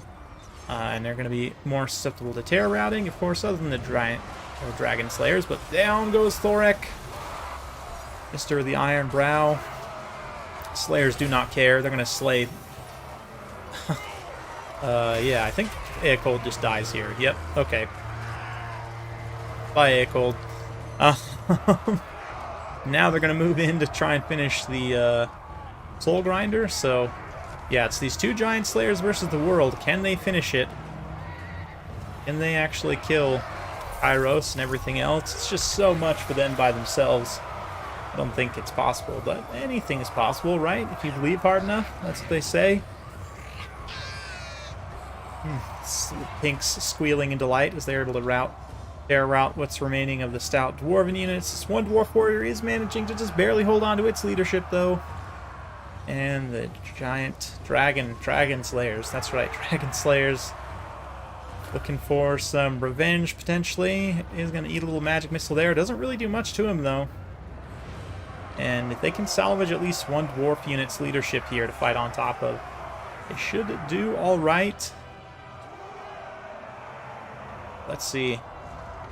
Dragon Slayers getting in combat with Kairos and with the Soul Grinder. Soul Grinder hasn't taken much real HP damage. It's been all barrier damage throughout the course of the battle, but will it end up mattering? Oof, the Dragon Slayer, this one getting very low on HP. Down to less than 600 probably, or about 600. Kairos whiffing on a couple of attacks there. But notice how Berserk is doing a good job kind of cycling Kairos and the Soul Grinder so that neither one of them takes too much real HP damage. They can just keep taking the barrier damage instead. Definitely very smart veteran Tzeentch play. So, yeah, looks like Leon Zhang prevailing over Yumai's on the opposite bracket, so he'll move on to the semifinals. He'll face the winner of Hadriz versus Tim the Wilder. And we've still got Romulan Dog versus Kirith. And we should have one more round 3. Winner of that one will go on to face Rusto. Let's see. Sour Guts moving in. Last Dragon Slayer making his glorious final stand here. And that will be a victory for Berserk. So, yeah, looking good there. Looking good.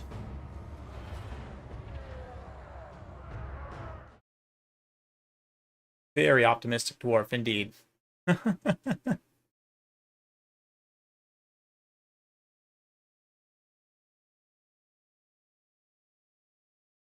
Yeah, that Dragon Slayer does not want to go quietly into that good night. But he will, eventually. We have a victory point. So there's that. And down he goes. On his death blow, that will be... game? No? What? What's going on here? There we go. A little bit odd finish, but that's okay. Zerk takes the win, representing the VM clan well, and is going to move on to the semifinals. So, taking a look at the bracket once more. Yeah, looks like Hadriz versus Tim the Wilder will be the next on the list for us. See if we can jump in that one.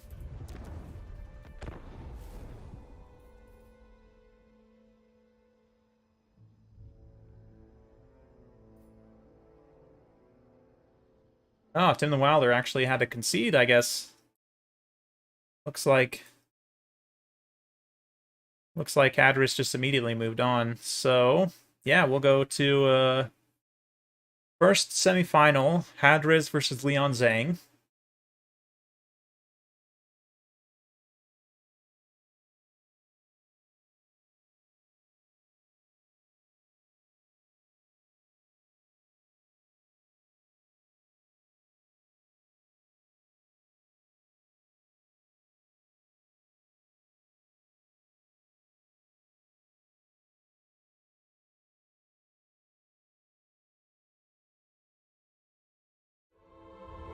Oh, I see it. All right. All right, so as Hadriz gets this semi-final round set up between himself and Leon Zhang, one of our Chinese players today, we'll let them get their faction picks and everything else locked in, and we shall continue on.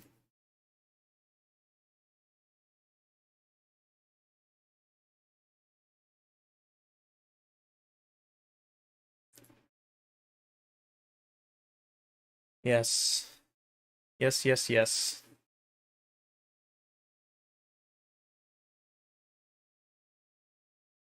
Kirith versus Romulan, for whatever reason, says it's still ongoing. The winner of that will go fight Rusto.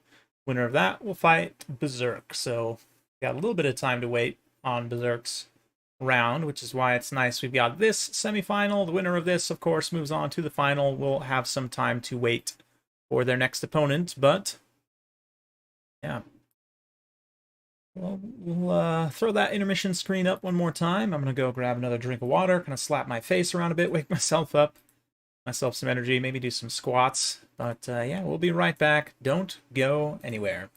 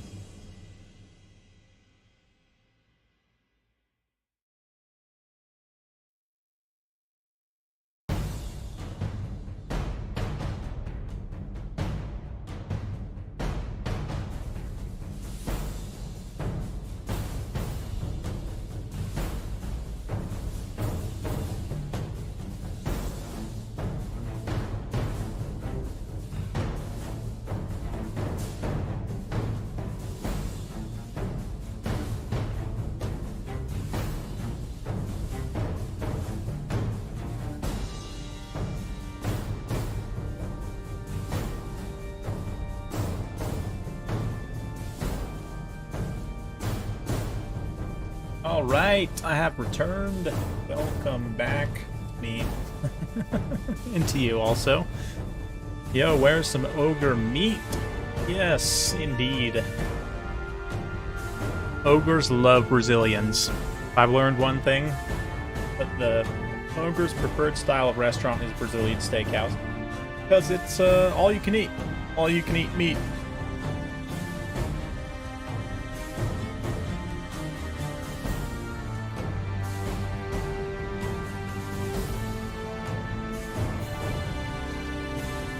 Unlimited fresh grilled Brazilian meat is the way. Yep. Brazilian steakhouse. If you've never been to one, it's quite the experience. I would definitely recommend.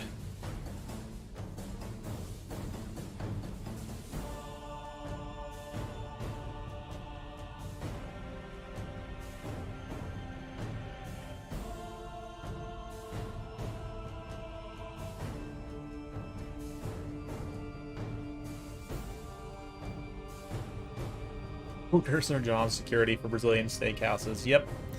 Yep. Pretty sure like half of our customers are ogres, actually.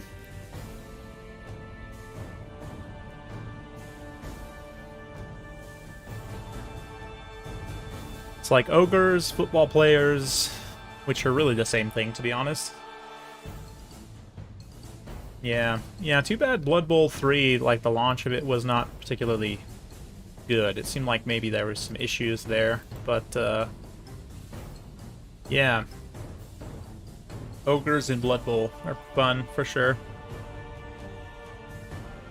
The ogres, I mean, it's like, the ogres team is mostly Noblars, and then like a couple of ogres, right?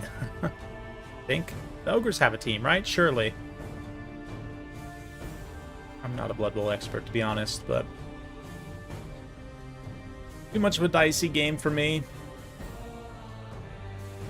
I don't know, I like some dice games, but Blood Bowl can be very swingy. It can be very, very swingy based on dice rolls, so it's a fun game still, but not my personal cup of tea. Anyway, what is my cup of tea is Total Warhammer battles. So here on Oak and Shield, got Zhao Ming versus Nakai, Edris versus Leon Zhang. So let's get to it. Got Nakai the Wanderer here for Leon. And some skink cohorts also. Yep, some Javs, some non-Javs, a couple of skink skirmishers, bunch of Croxigors, and Rippers, and Pterodons, and a skink priest of beasts, and a feral Bastildon. Yeah, did I say Pterodons? Yes, yes, that's right. So it's quite a Lizardman build, I have to say. There's a lot going on here. But yeah, I mean, I love Nakai. I love to see that. Doom Dark Ages trailer just dropped. Nice. Yeah, Civ 6 also just dropped their teaser trailer, which I am mad hyped about. Yeah, I've played a lot of Civ 6. Haven't really featured it much on the channel, but maybe I will, to be honest, with Civ, Civ 6. Civ 7 is what they just teased. Maybe when Civ 7 comes out, I'll try and get a multiplayer kind of community. I know there's a little bit of a multiplayer community on that, but it would be, yeah, it'd be fun maybe to do some Civ 7 multiplayer. Maybe I can even get on an early access list if I'm very lucky, but I don't even know who I would need to contact for that. Is it 2K? Is that the publisher? Anyway. Gonna play some Civ 6? Yeah, we could do some Civ 6 multiplayer. That could be a fun little change of pace stream maybe one day. If we could, especially if we could rope like 1 or 2 other people in, get like a 4-player maybe. Yeah. Do a snowflake like multiplayer map. No rules. Civ 6 is just worse. Total Warhammer. I disagree. I think it's just different. It's like steak and spaghetti, you know? 2 different meals. You might prefer one to the other, and that's fine, but you can't argue they're the same thing. Anyway, yeah, Leon here. Hadriz, rather. He's got Zhao and Satang. He's got the Empress Crowman and regular Crowman, a couple of Jade Lancers. He's got Jade Warriors, 4 of them, and a double Woojing War Compass. What? What?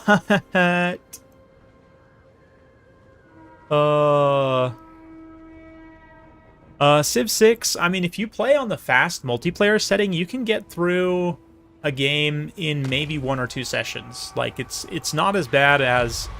Well, because they have, like, a fast game speed setting that it speeds things up significantly. So it also depends, like, how aggressive you're playing and what kind of victory condition you're going for. But, I mean, within, like... You know, one, like, 3 to 4 hour session, you could get through the majority of a campaign, if not the whole thing. Yes. Dragon Breath with super amplification. I guess that's what he's going for. But he didn't actually bring the maximum amplification, because there's no, like, dual cheap casters here. But if we look at his spell mastery... Where is it? Should just be able to see it. Yeah, 130%. So, I think the War Compasses are being used as blockers right now. I mean, they've come forward on their own. Satang's also here. He's taking some shots. And just brutalizing this one unit of Croxgors. But then, like, the Compasses are... Yeah, they've come forward, and then they're running back. I don't know if this is just to send a message, but...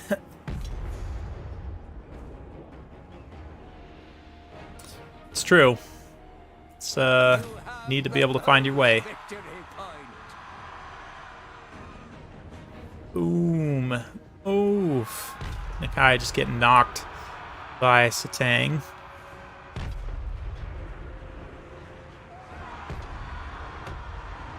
Satang getting a few hits. Yeah, Nakai's just eating it right now, but that is allowing these other Lizardmen units to get in fight without having eaten it, which is definitely a big plus. You can see this Croxgors also busted the center, is going to be running into the cannons, get a nice charge in there, should be able to shut them down in pretty short order. So yeah, look at this also, Ripperdactyl is more than a match for the Onyx Crowmen. Their anti-infantry has a hard counter, of course, so they just win that engagement decisively. Here, the Once King cohort does, no doubt, get pushed back, but did buy enough time, perhaps, for the Croxgors to get in here and at the very least disrupt. Look at this. The Jade Warriors of Hadris just in absolute shambles as the disruption from Leon takes effect. But nice comet drop there, and the Cathay counterattack here with their single entities is ongoing and is currently decently effective. I mean, it's not like the Compasses are really taking a lot of damage here. And we see a little... Yeah, Final Transmutation from Zhao as well is going to hit nice pocket of units here. Doesn't quite hit everything. Nakai manages to maneuver out of that. Skink Priest also misses most of the damage.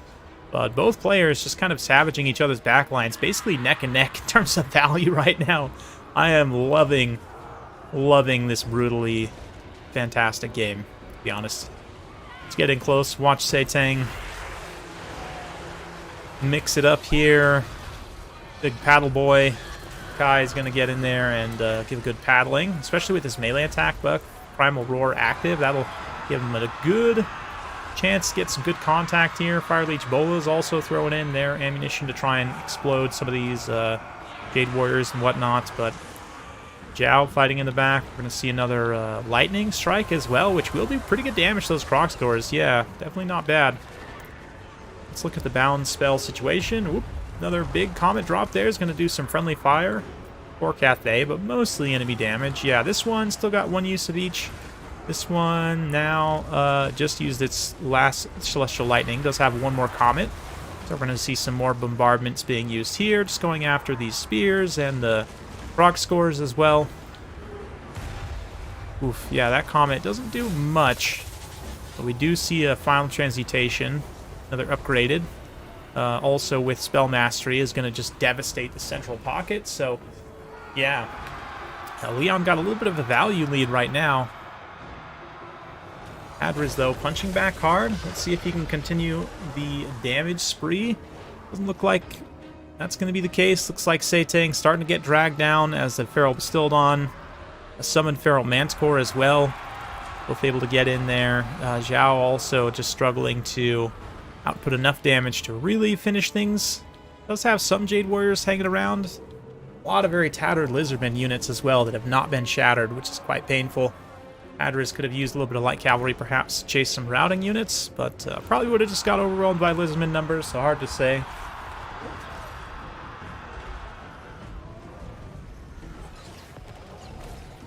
Comet miss was a little rough, yeah. Yeah, we'll see. Zhao's going to transform here. He's going to try and body block a little bit for Tzeentch as Tzeentch gets a few more arrows off. He can, but yeah, Tzeentch not using up much of his ammunition, I think, was a pretty big component of this. Was not able to just sit and shoot for a lot of it, so yeah, has been fighting in melee far too much, I think.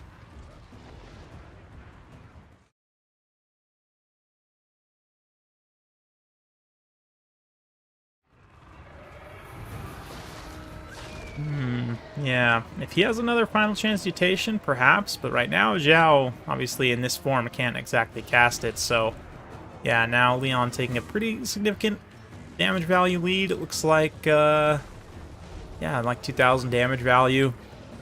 Tzeentch very likely to go down here. Primal Roar active once again. I really like that attack buff, actually. Even though it does enrage, that extra attack buff and physical resistance as well. Very important and decent. So, yeah, with that, I think it's going to be a victory for Leon. He takes down Zhao here.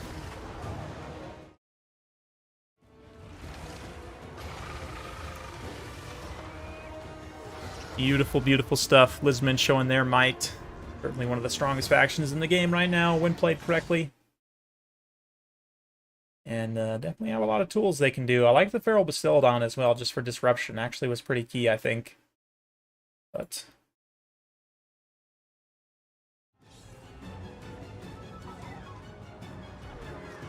there it is. Unending glory is yours. So with that, Hadris is eliminated. Good games to him. Leon moves on to the final, and we will jump to the opposite side of the bracket. Oh, geez, I didn't look at the damage values at all. I apologize, guys. We probably had some time to do so. But yeah, let's back up and in. See what we are doing here.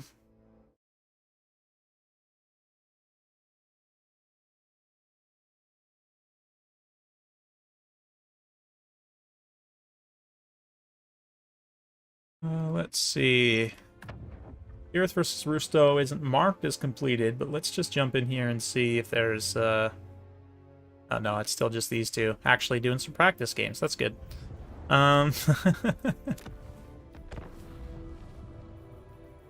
Yeah, let's see. We might have to wait a little bit here, which would be fine, but let me just drop a message.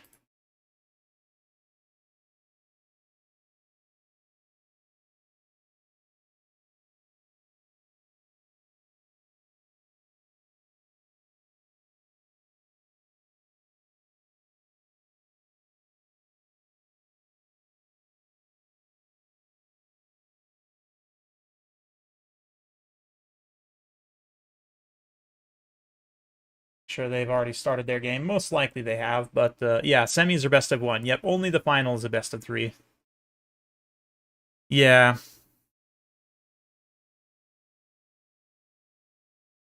Yep, and then when we do the grand final, those will probably all be best of three, and then a best of five for the true final. But let's see what turns out. Yeah, I think they've already started, so let's put on some music for the time being. We can just kind of chill and chat for a minute.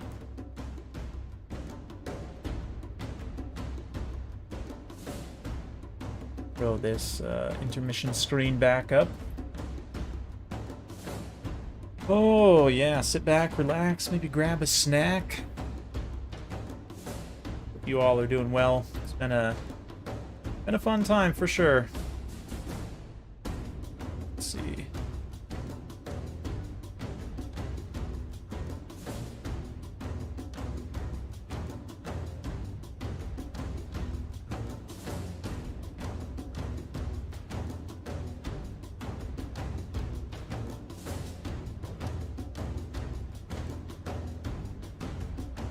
Yes.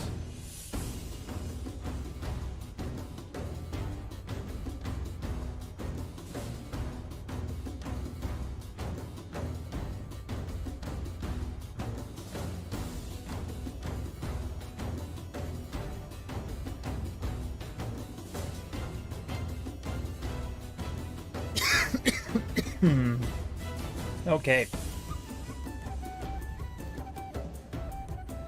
Beat a couple Bretonians to ogres. There we go. Yeah. Yeah, what have you guys been playing recently, by the way? Anything good this week? Yeah, a little bit of Fallout 76, like I said. D&D prep. Got 4 D&D sessions. 2, I'm in 4 groups basically right now, right? 2 I'm DMing, 2 I'm playing in.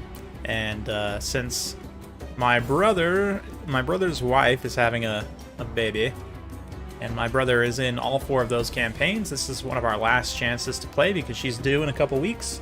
So it's gonna be yeah.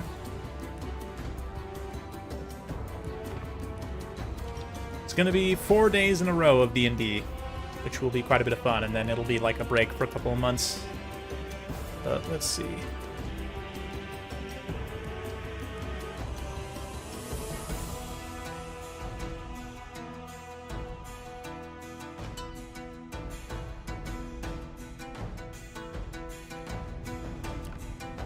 So in Kirith, still ongoing. We could watch a replay in the meantime, I guess. Just quickly speed through one.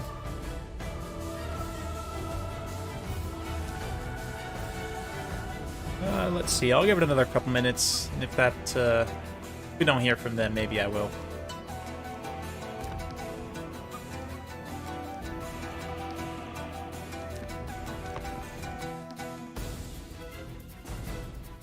Going retro tonight with some old Command and Conquer games. Nice, nice.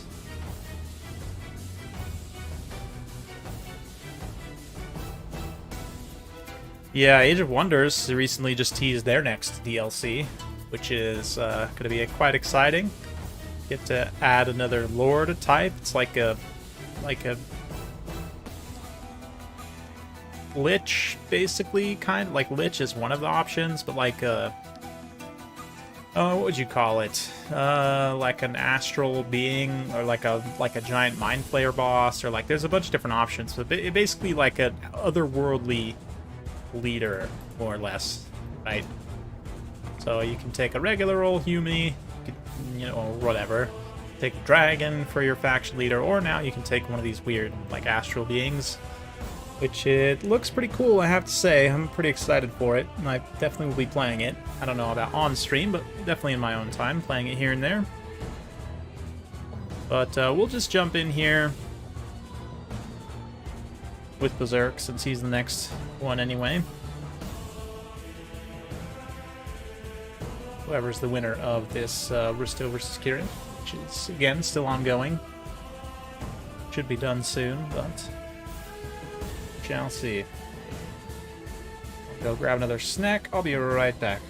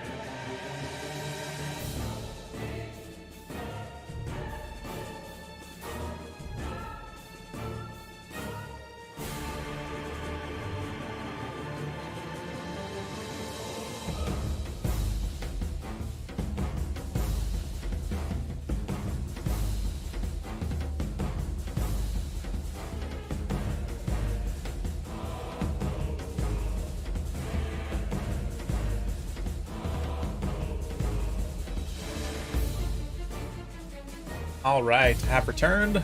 Looks like the bracket just got updated, so I'm assuming they just finished. We're now just waiting Kirith to come here in the lobby, and we'll be getting these guys going.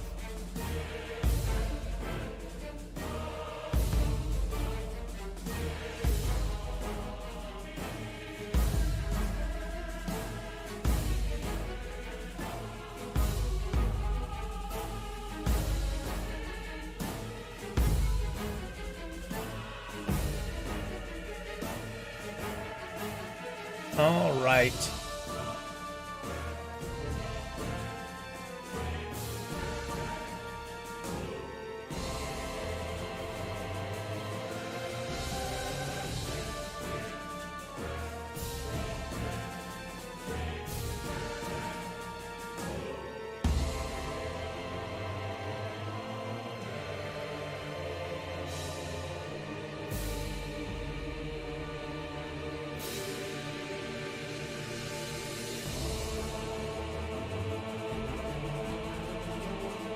Okay. Yeah, they're just getting things organized over there, so we'll get things organized over here with a nice song and dance. No, dang, I still need to get my webcam properly set up so I can show you guys all my sweet loot. Yeah, I've got some stuff, like I said, from Games Workshop. Got some, honestly thinking of getting the D&D Lego sets, just because it's like D&D Legos.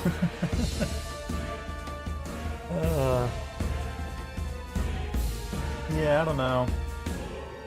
Probably because I'm terrible at painting. I haven't taken the time to get good at it either, so I don't really enjoy painting that much. Like, if you're talking about, like, painting tabletop models, right? Like, either Warhammer or D&D or whatever. Building, painting models is not 100% my jam. Not my favorite thing to do, so... Like, if you're talking about, like, building, I'm a, you know, you could say a Luddite, a grognard, an idiot, if you want. I would even take that, to be honest. But I like building Legos. I don't know. It's a lot simpler and doesn't take, like, actual coordination. Because, let me tell you, the models I've tried to paint in the past, it was a train wreck, so... Yes, Romulan Dog. Perhaps some practice indeed this week. We've got the U.S. friendly time coming up Friday, for those of you guys here. Next Friday, or sorry, this upcoming Friday, is the next qualifier. That's going to be the 14th. It'll be in the evening, U.S. time, late afternoon, to be honest, start, so that, you know, it's close to the weekend. Maybe some people, if you're stuck at the office, maybe you can get out an hour or two early. Come join in for that. Maybe some Europeans, if you want to stay up late on a Friday night and push through, you know, into the dark hours, then you can join also. And then, you know, it's a little bit friendlier also. I think it's morning for, like, Southeast Asia, like Australia kind of time zones. So, yeah, it's going to be a great tournament. Again, upcoming Friday. I'll drop the sign-up link here shortly. Give me just a second.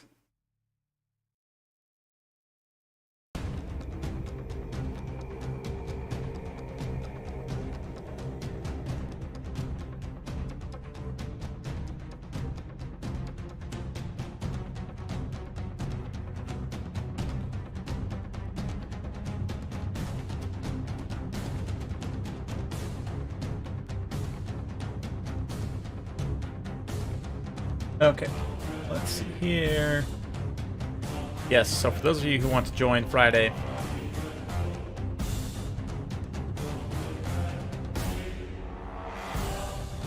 find the joy of dry brushing. Building can be a bit tedious. Yeah. Yeah, there's the link for the next tournament. For those of you guys who want to sign up, I'll be broadcasting it as well on this channel. Throwing out some ads soon. Well, ads, just promotions, right? Yeah.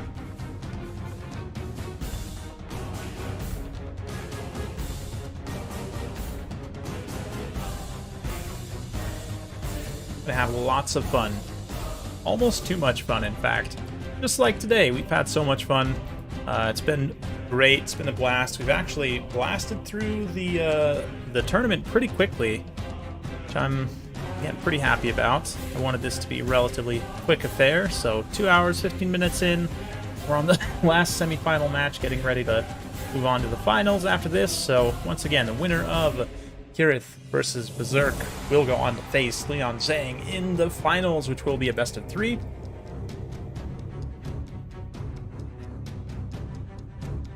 Some things earlier in the day, yeah, no worries. We do have one final qualifier as well, week after. Right now that one's scheduled for the evening, but I might change that to be Sunday morning again. Just depends on people's feedback. That one is like the most tentative in terms of time, but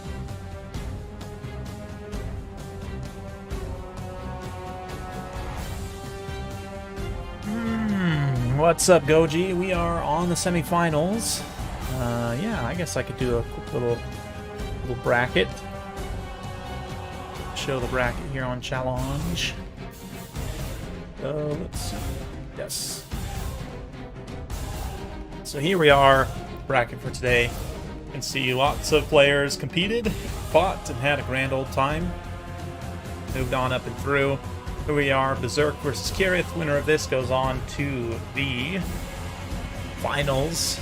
Winner of that will receive $100 US and will also, of course, go on to victory.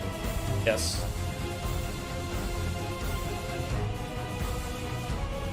We'll move on to the grand finals, have a chance to win even more cash, money, prizes. Much appreciated to CA, of course, for the sponsorship on the tournament, helping with, all that. I'm going to try and see if we can't get the grand finals streamed on their channel as well, perhaps. That will be in July sometime, but yeah, we shall see.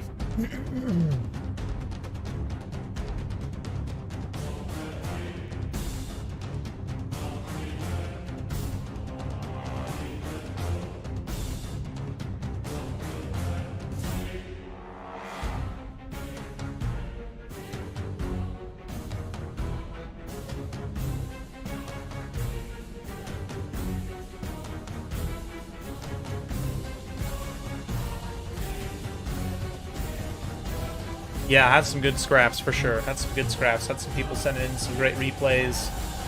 So, I appreciate that. So let me just get this, while we're waiting here, I guess I can get this situation set up over here.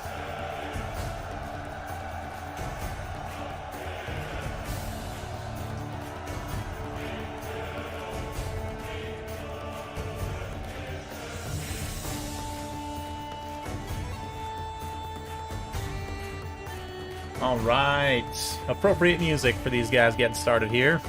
Gonna be Tzeentch versus Bretonnia, going all in with the top tier factions. We've seen this matchup a couple times, and let's see what they can do this time.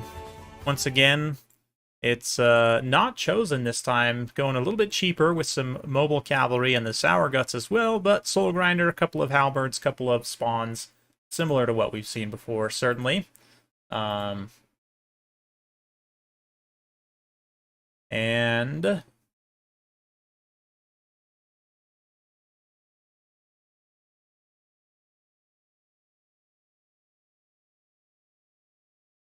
yeah, we'll get it done here.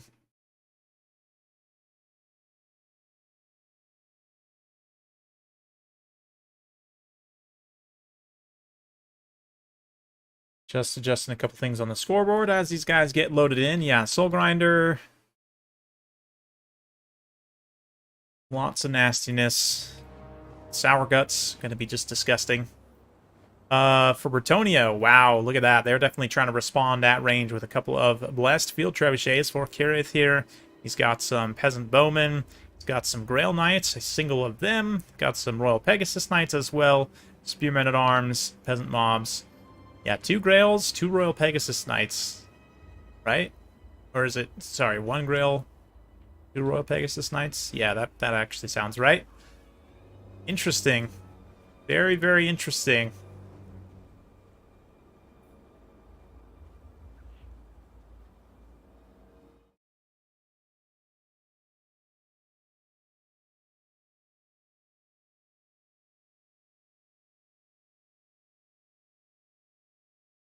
Uh, yes, just getting some things set up for the next round as these guys get loaded in and get their things set up.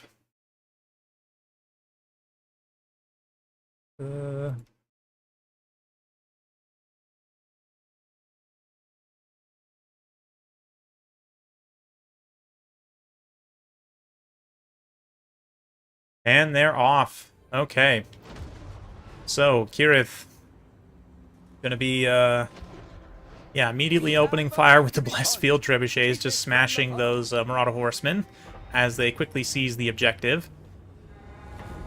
Blessed Field Trebuchets just, yeah, making some okay contact so far.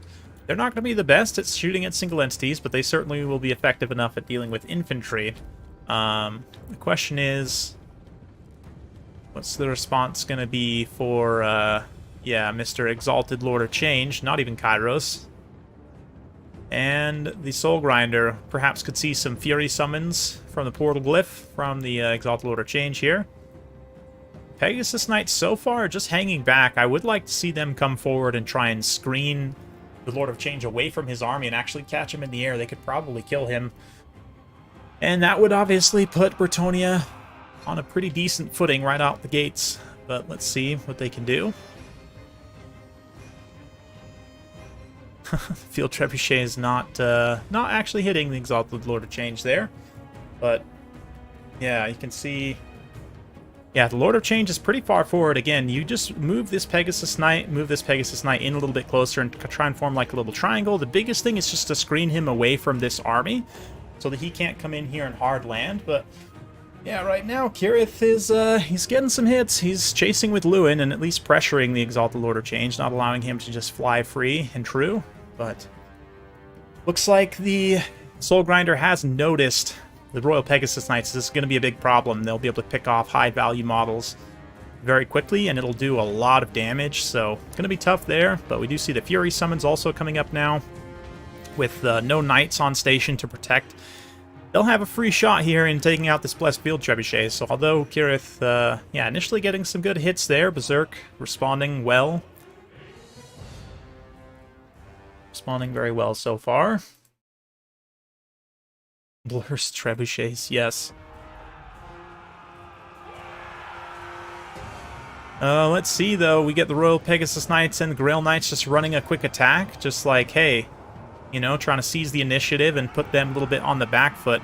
Lewin eventually does find the Royal Pegasus Knights, and together, unfortunately, they can't stop the Exalted Lord of Change actually in the air, and he is going to hard land here, which will lead Royal Pegasus Knights to also hard land, and they're going to take quite a bit of damage here, but it looks like they actually switch directions very quickly and move into these Marauder Horsemen, which is a good play for sure. They're going to be able to just crush these Marauder Horsemen in combat very quickly and then move away, sort of a way of pulling out while still getting some damage in response, right? Not just having it be a free kind of loss, more or less. But the Fury in the backline, speaking of free loss, does cut that Blessed Field Trebuchet off from its artillery. Looks like they might be trying to get back to it. The summon decays before they can finish the job. So the Blessed Field Trebuchet is temporarily shut down.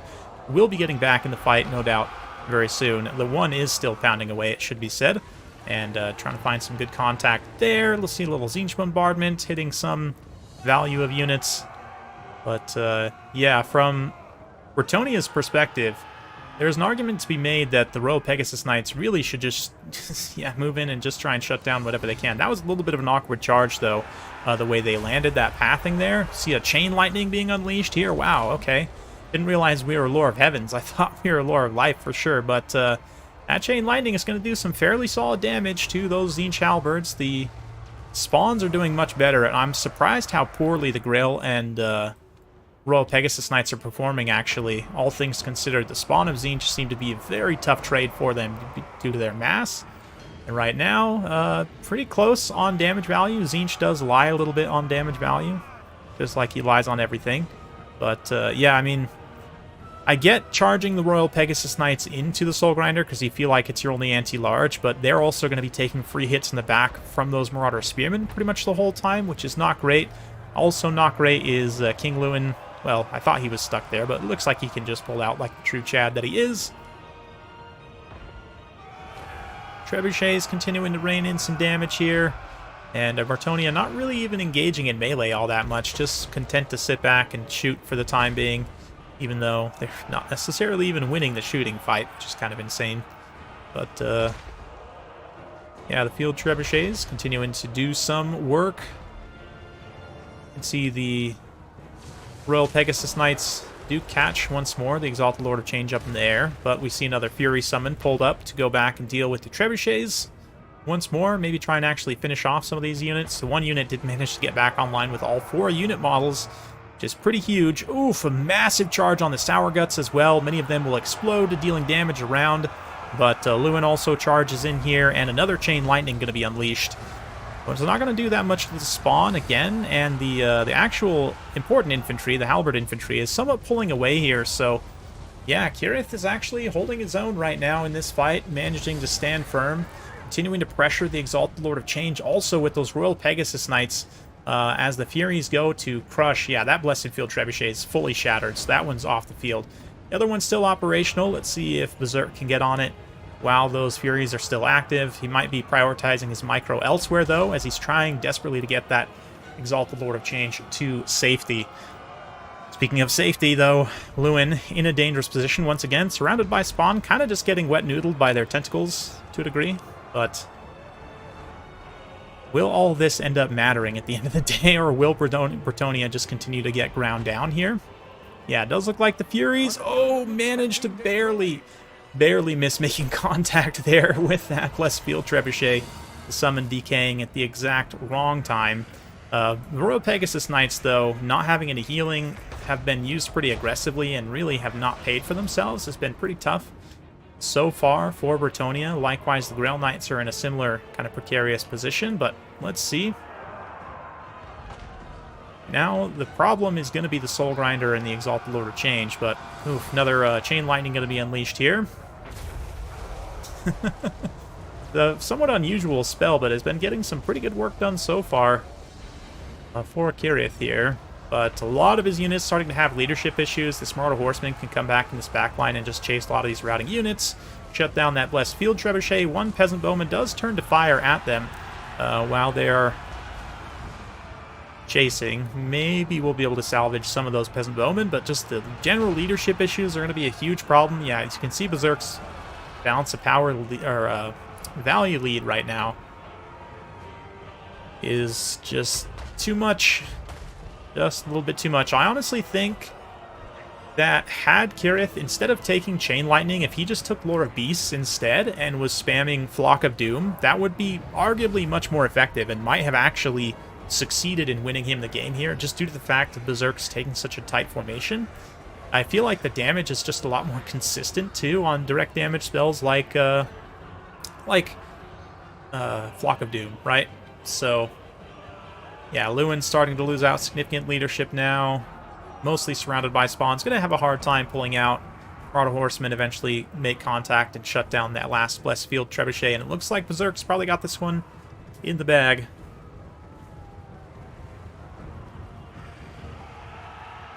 Yeah, actual Chain Lightning would be cool for sure. But fortunately, all we got right now is this weird little vortex. Nice Vortex, gonna do some solid damage. It also gets the debuff. Roiling Skies, nope, did not take Roiling Skies. If there's a matchup, arguably, where you should actually take Roiling Skies because you're almost guaranteed to see a Flying Lord, I would say this is maybe one of them. Debuff the melee defense of the Lord of Change or Kairos or whoever it's gonna be. But yeah, at this point, Lewin making his final stand.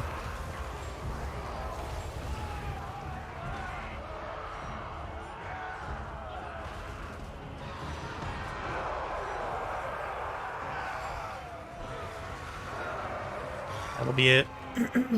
As he routs, so shall the rest of the Bretonian army, no doubt. Well, maybe a handful of them hold their leadership momentarily, but that's pretty much going to be it.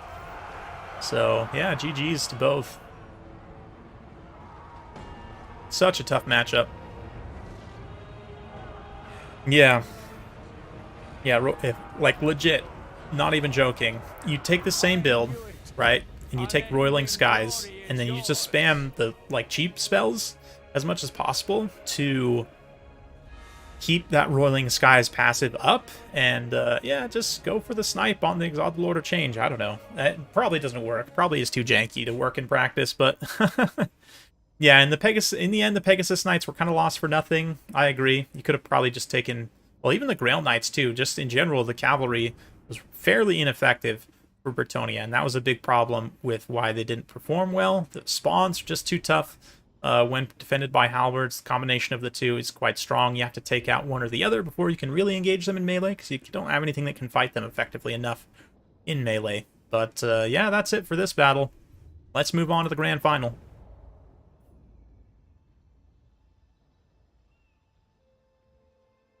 Get this music queued back up here.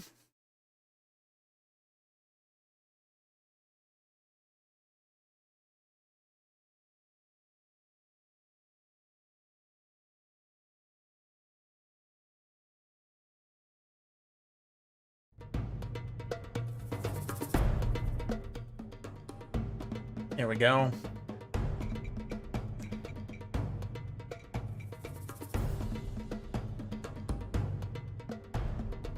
Yeah, pink fire, the blue fire too, the magic missile is just nuts right now. Absolutely nuts.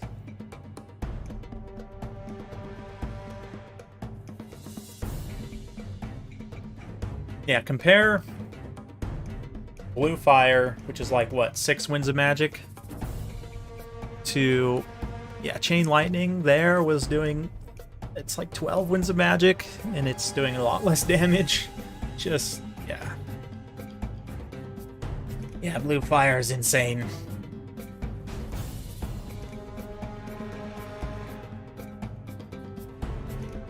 Okay.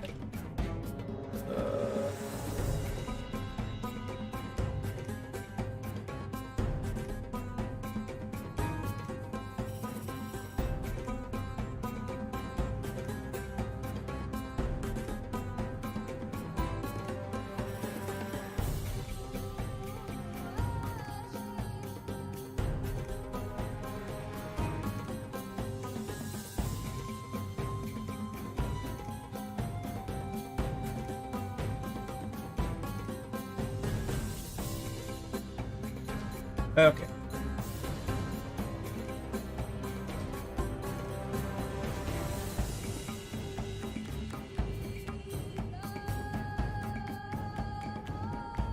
Four campaigns, yes. I'm DMing 2 campaigns and I'm playing in 2 right now for D&D.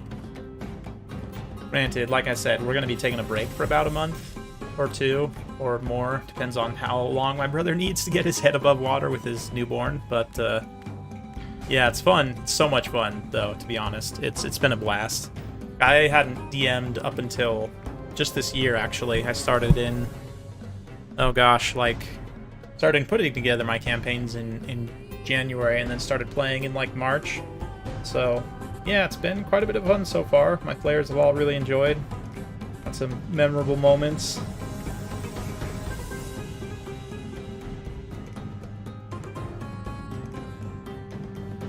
And some shenanigans.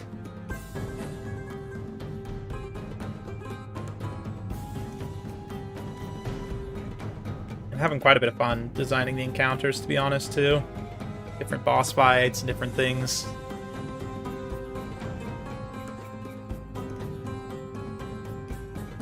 Yeah, meow. It's a good point. Chain Lightning has higher potential, as do most Vortex spells, but I would say the consistency of Blue Fire is what makes it so good. Like, that's the whole point of Blue Fire, is that it's consistent and good against a wide plethora of targets.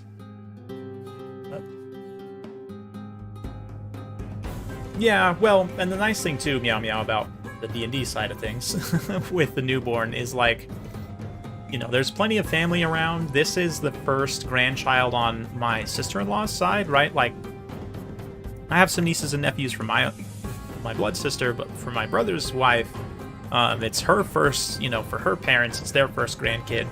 And so, you know, she'll have a lot of support and people to come babysit. And, like, even my wife, right, Rachel, would be more than happy to babysit if need be, like on a night when, you know, need some extra hands there helping take care of things. So, yeah.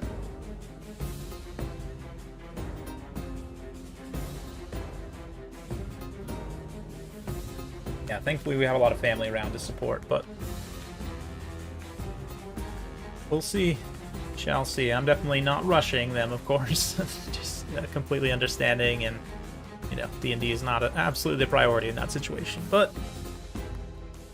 whenever we do return, I'll be well prepared. It gives me a couple months too, because it's perfect because both campaigns I'm DMing, they're happening in the same world kind of concurrently, right? And they're both kind of finishing their first chapter, more or less, on this next session. Like, we're kind of tying up all the loose ends and getting ready for the next chapter. So it's perfect. It gives me lots of time to plan the next chapter and kind of figure out how I want to run things.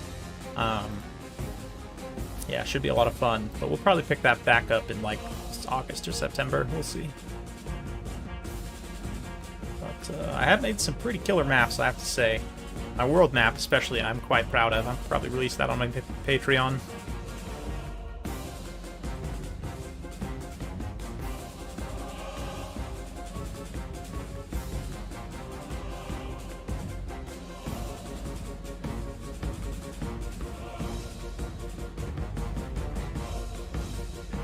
Thank you. Much appreciated.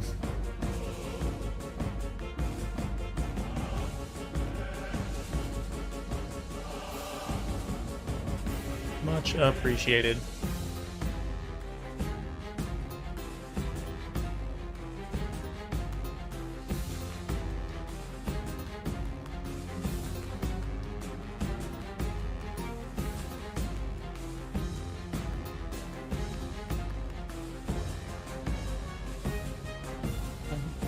Oh yeah. Those MedTube tunes just tiding us over while these guys get their picks and bans locked in. Looks like we're having a little Cathay versus Lizardmen, so oh yeah, I need to get the scoreboard set up. Let me do that real quick as they're doing their things.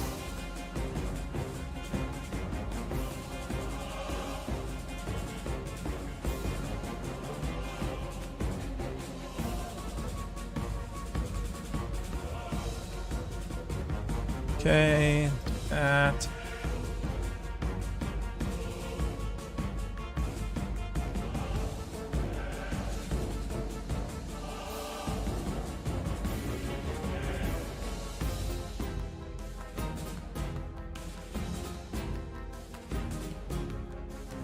Okay, alright, just getting this lined up here.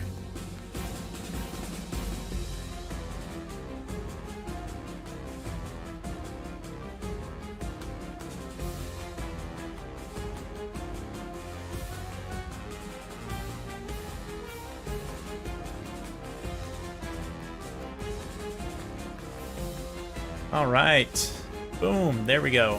Fancy graphics. Just for you all. We've got the scoreboard. Since this is the final and it's an actual series, we do need to keep score. Got this up now. Berserk, Rock and Grand Cathay. Leon Zhang with the Lizardmen.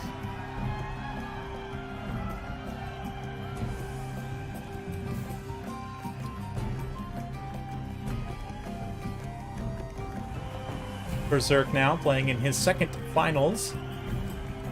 Last time was defeated by Crabling, who moved on to the grand finals, of course. This time, if we take a look here, we've got Leon Zhang versus Berserk. The winner of this will be the one to face Crabling in the grand final sometime in July.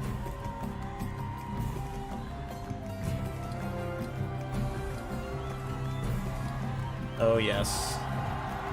Cheers and celebrations indeed.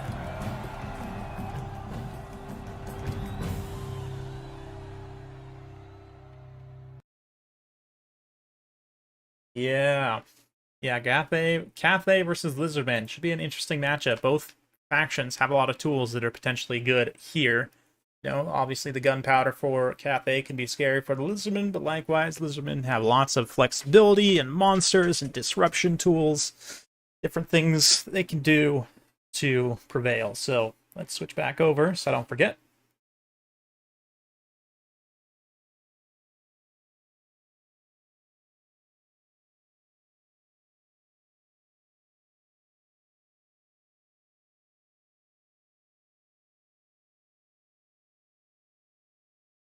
Yep. Maybe we should have kept the music going actually for a minute because these guys are not quite ready, which is fine.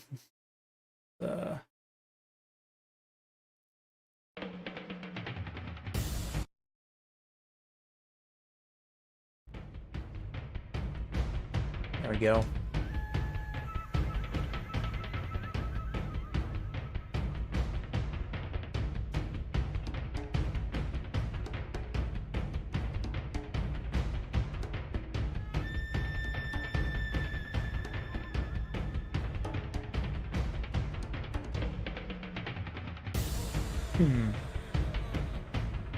Yeah, this is great. We should be done by, like, 2 o'clock, hopefully. That'd be perfect.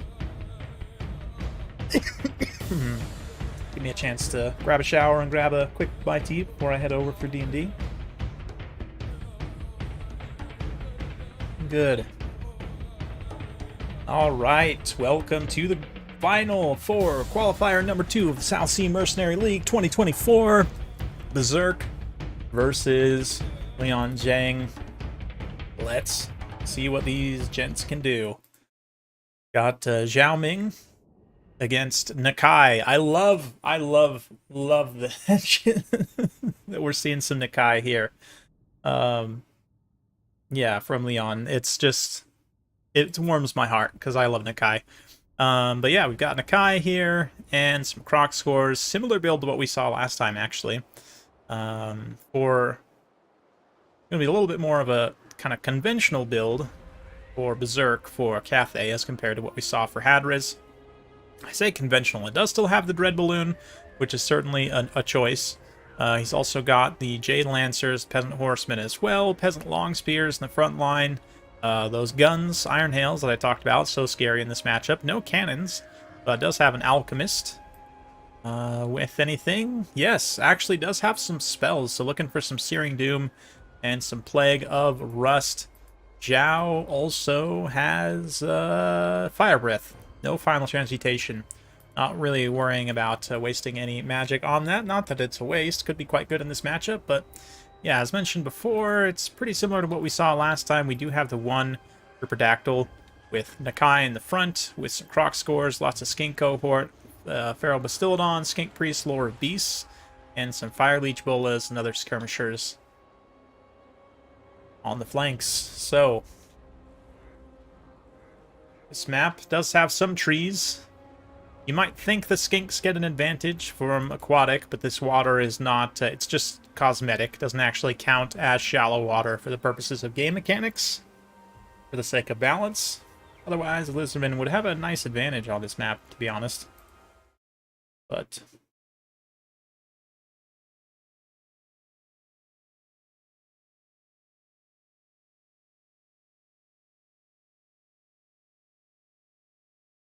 Nakai.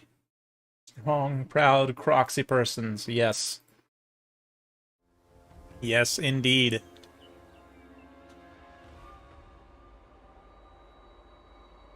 Let's see what they can do here. The balloon is definitely a choice against Lizardmen. They absolutely have the tools to kill it, but it can, I guess, be very good against like a wide skink army if they don't have the tools to kill it. More than that, too, the spotting distance, forest spotting, and just being able to, see hidden skinks, mildly useful as well. But no Iron Hails, no cannons, no long-range pressure other than the balloon rockets. So we'll have to see if it's sufficient pressure to draw Leon in. How he's going to approach this, perhaps. Use these little patches of trees to best effect to try and block some of those shots, perhaps. Yeah, right now he's kind of just giving space, letting Berserk come forward. Nakai moving into the trees, come forward himself. And the Onyx Crowman going to have to be very careful to stay away from those Rippers, as we saw last time. It almost looks like Leon's trying to bait them in with the Fire Leech Bolas to get them to pursue, and then he can kind of counterattack with the Rippers there. But let's see here. No major engagements happening yet. Both players just kind of positioning, feeling it out, trying to get some local advantages. We do see now some rockets being unleashed there in the center on some just skink skirmishers, but still, it's a unit that you do have to get rid of. Oof, nice charge in the flank there by some Jade Lancers. Gonna do some solid damage to some skink cohorts. They are just skink cohorts after all, but the skinks do counterattack in there. And, oof, yeah, the lane of escape for the Jade Lancers got somewhat closed off. They're going to have a little bit of an awkward angle to try and get out of that. But Onyx Crowman and the Jade Lancers also pursuing here. The Rippers got switched into the wrong position. Now that affords the opportunity to these Onyx Crowmen and the Peasant Horsemen even to get into the Skink Skirmishers and just shut them down momentarily. Fire Leech Rollers are going to try and respond here. But that caster also in range could perhaps throw down a little Block of Doom. Try and salvage the situation, but it is just a 400 cost Skink Skirmisher. Like, how much resources you really want to allocate. Yeah, Onyx Crowman, I guess we do see the upgraded Block of Doom there. Yeah, I was going to say the Onyx Crowman plus Peasant Horseman's like 1,000 damage value altogether. I would say that's probably worth a single Block of Doom, just to help kind of equalize that. And we do see there the Peasant Horseman getting routed in the near ground. Zhao's just kind of flying around. The Jade Lancers do take a nice flank position here. But sticking with this flank engagement on the opposite side, the Pterodons are getting eaten up by the Empress Crowman.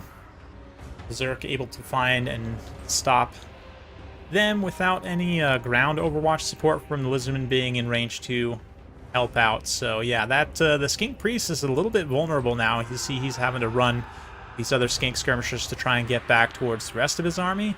Meanwhile, Berserk is really just kiting with the rest of his force, just content to take these flank engagements on favorable terms and continue just not engaging here in the center as Leon continues to press forward. Rockets so far have gotten only 49 kills, only 272 value, and they've also used half of their ammunition almost, so... At least cost-wise, it hasn't been wildly effective so far. Hasn't really had the best targets to shoot at, but does find some contact on the Legion of Jokwa there, even as Zhao himself charges down to get some terror routes. You can see Nakai trying to respond here, but it does leave these Jade Lancers free to come in and crush those Skink Skirmishers. So just little bites being taken out of this Lizardmen army slowly over time. I say little bites. It's actually added up quite a lot. Berserk's got a pretty decent damage value lead at this point. And now, like, the Croc score is all separated out. They have faced some overlapping lines of gunfires. Can potentially be very dangerous, although they do come in and just smash that one Iron Hail straight in the face initially. Nakai versus Zhao also is probably not going to go as well for Zhao as he maybe would hope for it to. Probably the better combatant overall there, but the Skink Priest also gets routed, unfortunately. Just low leadership does have drawbacks, does get a Feral Manticore summon off before he gets routed, but again, Block of Doom's not being used. It's going to be a lot of value missed out on potentially here that could help kill off some of this infantry. The Skink speed is starting to be a problem, though, for the Cathayan troops as they themselves get a little bit far away from support. We're going to see more Iron Hills getting shut down there. But Zhao continuing to come in, and the Jade Lancers just shut things down. The Skink Priest did come back, though, so yeah, a Flock of Doom for him on these units here would probably be enough to salvage himself. We'll see, perhaps, if he can. But, yeah, Leon definitely taking some pretty severe damage at this point, but not going quietly into that good night. Does have a few kind of key breaks here tactically.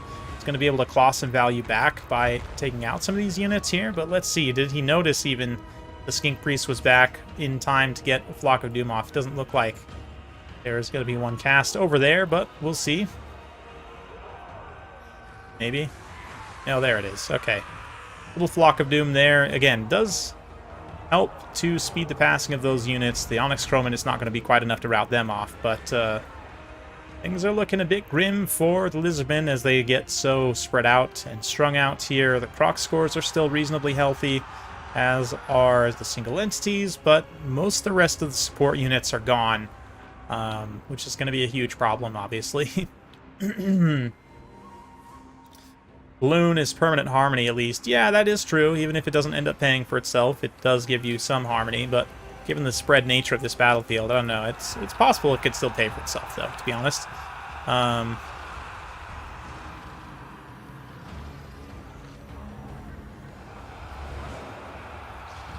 Yeah, Nakai getting out in space as well.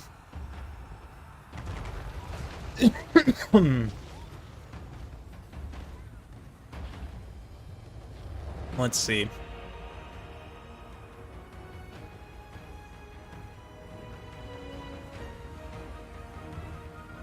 A little bit of lag here. It's alright. We got players connecting from all over the world right now. So yeah, Iron Hills getting impacted by the Croc scores. But things are just so spread out and strung out, like I said, for Leon here. I'm having a hard time seeing him mounting a comeback.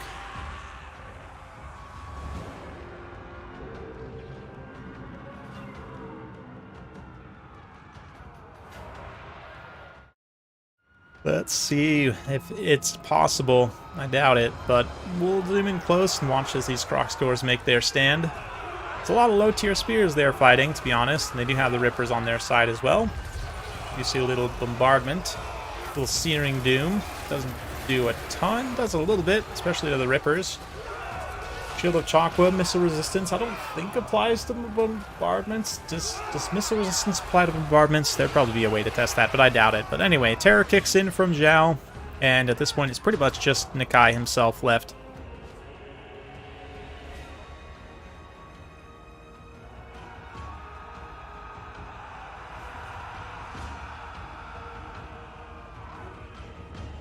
Just Nakai himself, and the junk is... yeah, probably still not paid for itself. Nope. But that's okay. Tactically it was good. Good to have it on the field. Helped buff everything else up around it, especially as those other units kind of got chased around and out of position. Credit to Berserk there. Manages to defend that one decently well. And nice flanking attacks there. Just in general pulling Leon's build way out of position, and Leon also not really having any long-range response. I maybe would have liked to have seen a solar engine or two in this matchup.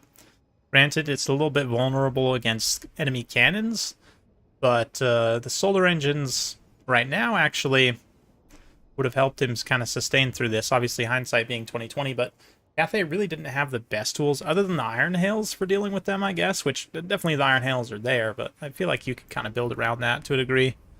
But interesting. GG's. So we'll queue up some more music, wait for them to get their next round of army picks locked in, and I'll be right back.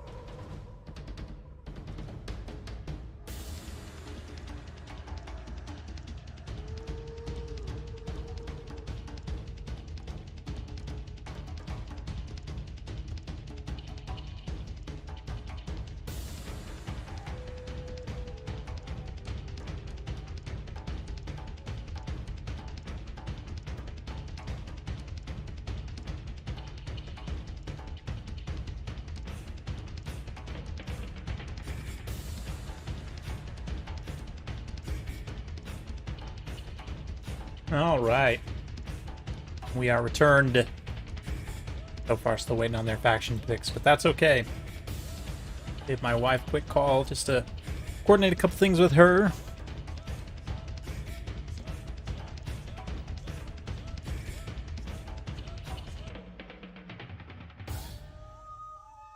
Oh, yeah. Oh, yeah, the Med 2 music goes so hard.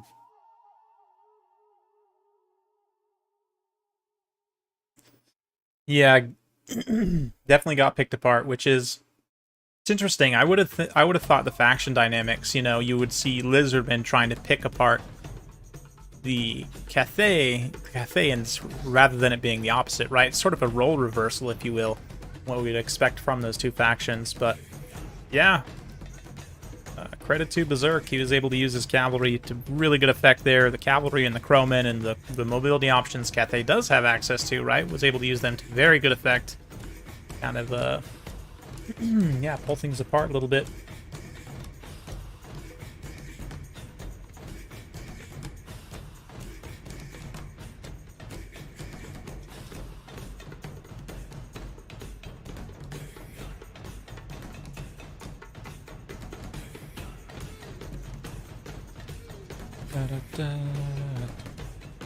Okay.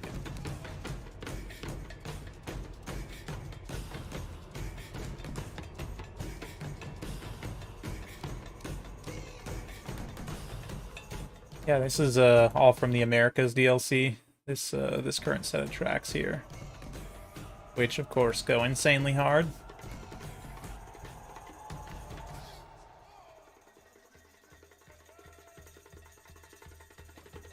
Dun dun dun dun.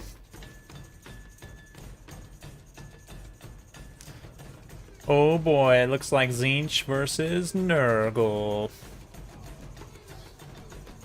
I'm not loving chances for Leon here, but that's okay. It's gonna be a very tough matchup. Tzeentch.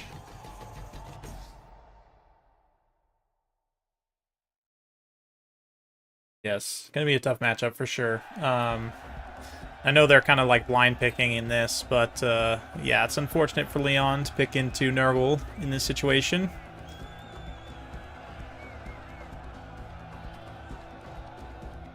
See if he can prevail here, but it's definitely going to be tough. I would give Tzeentch a pretty decisive advantage in this matchup right now.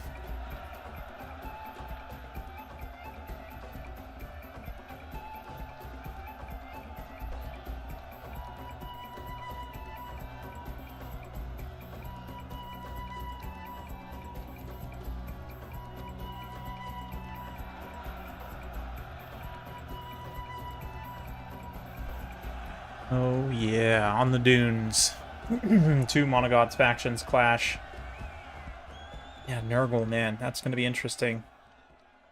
What do you even do here as Nurgle? Like, what response do you have? Right, because if you try and go with your Flying Lord, he's big, expensive, low armor, he's probably going to get blasted by ranged units. Like, you just have a straight-up worse soul grinder in every way. Yeah, I just... Seems tricky. You have worse shooting.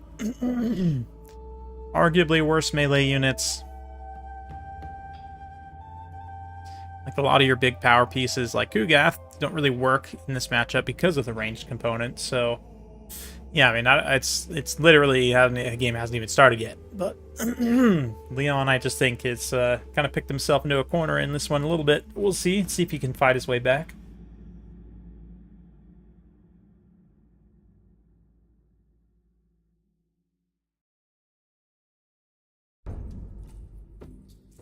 Heinous matchup, for sure.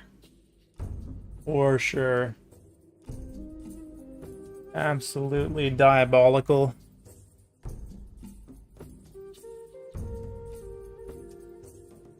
Okay, let's get some more bangers coming in here.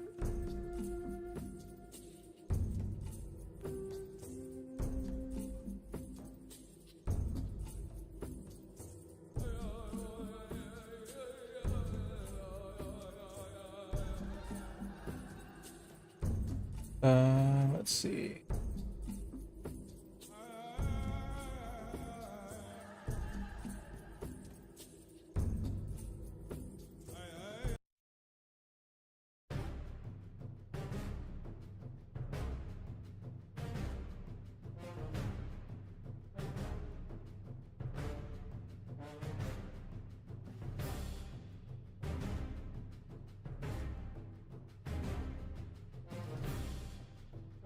There we go.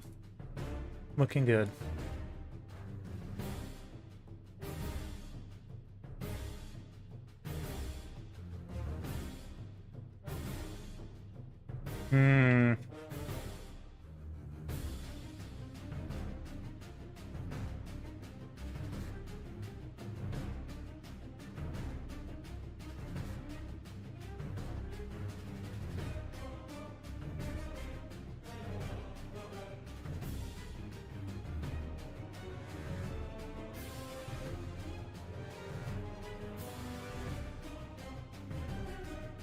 Okay.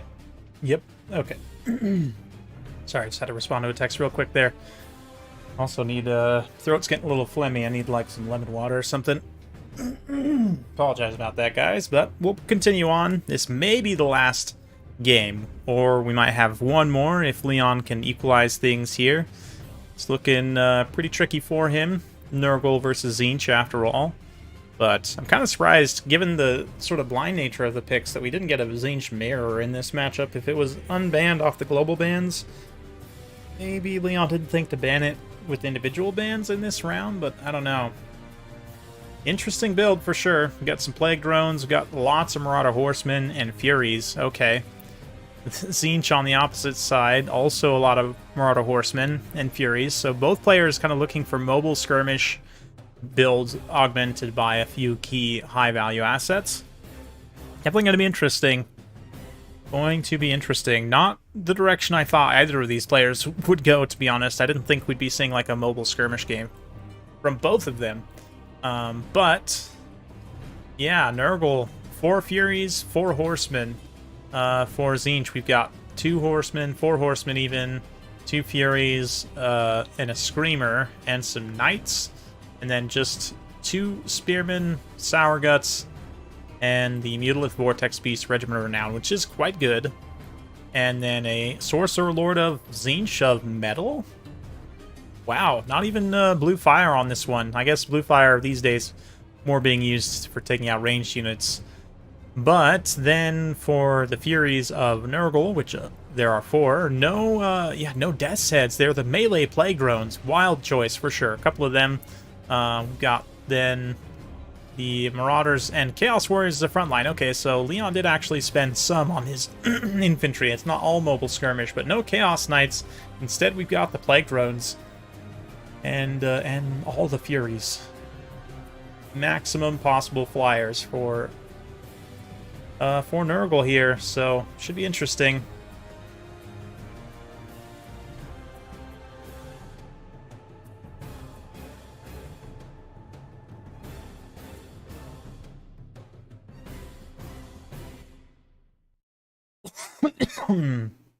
Let's see if Leon can take this. Very interested to see how this goes. The one component I'm most worried about is this guy right here for Berserk, Ace on the Fallen. There's on this Nurgle build, there's not a lot of targets, not a lot of I should say units which can counter the big scary Mutalith, right? So it's kind of a mind game because the Mutalith probably loses to somebody like Kugath, but taking Kugath in this matchup is so risky. Although, had Leon taken Kugath, he might have just won, because I don't know that Berserk's build could actually kill him with the limited amount of ammunition these Marauder Horsemen carry, even all 4 of them. I mean, especially if they're being counter-skirmished. But again, hindsight 2020, you can't guarantee your opponent's not just going to take a giant spam of blues and pinks, in which case... yeah, then you're just hosed, right? If you take Kugath. So a little bit of mind games, kind of build roulette, metagaming happening in this, with this matchup. But so far, Leon just advancing nice and tight all together. Freaking Sky Rays do a little quick hit and run charge there on those Marauders and then pull away.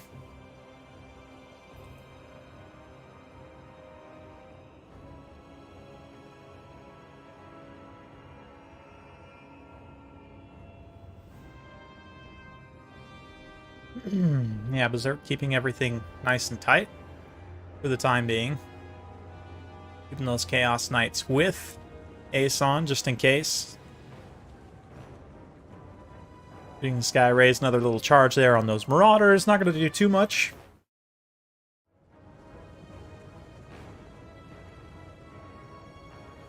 Yeah, it'll do a little bit. But they definitely will pull back.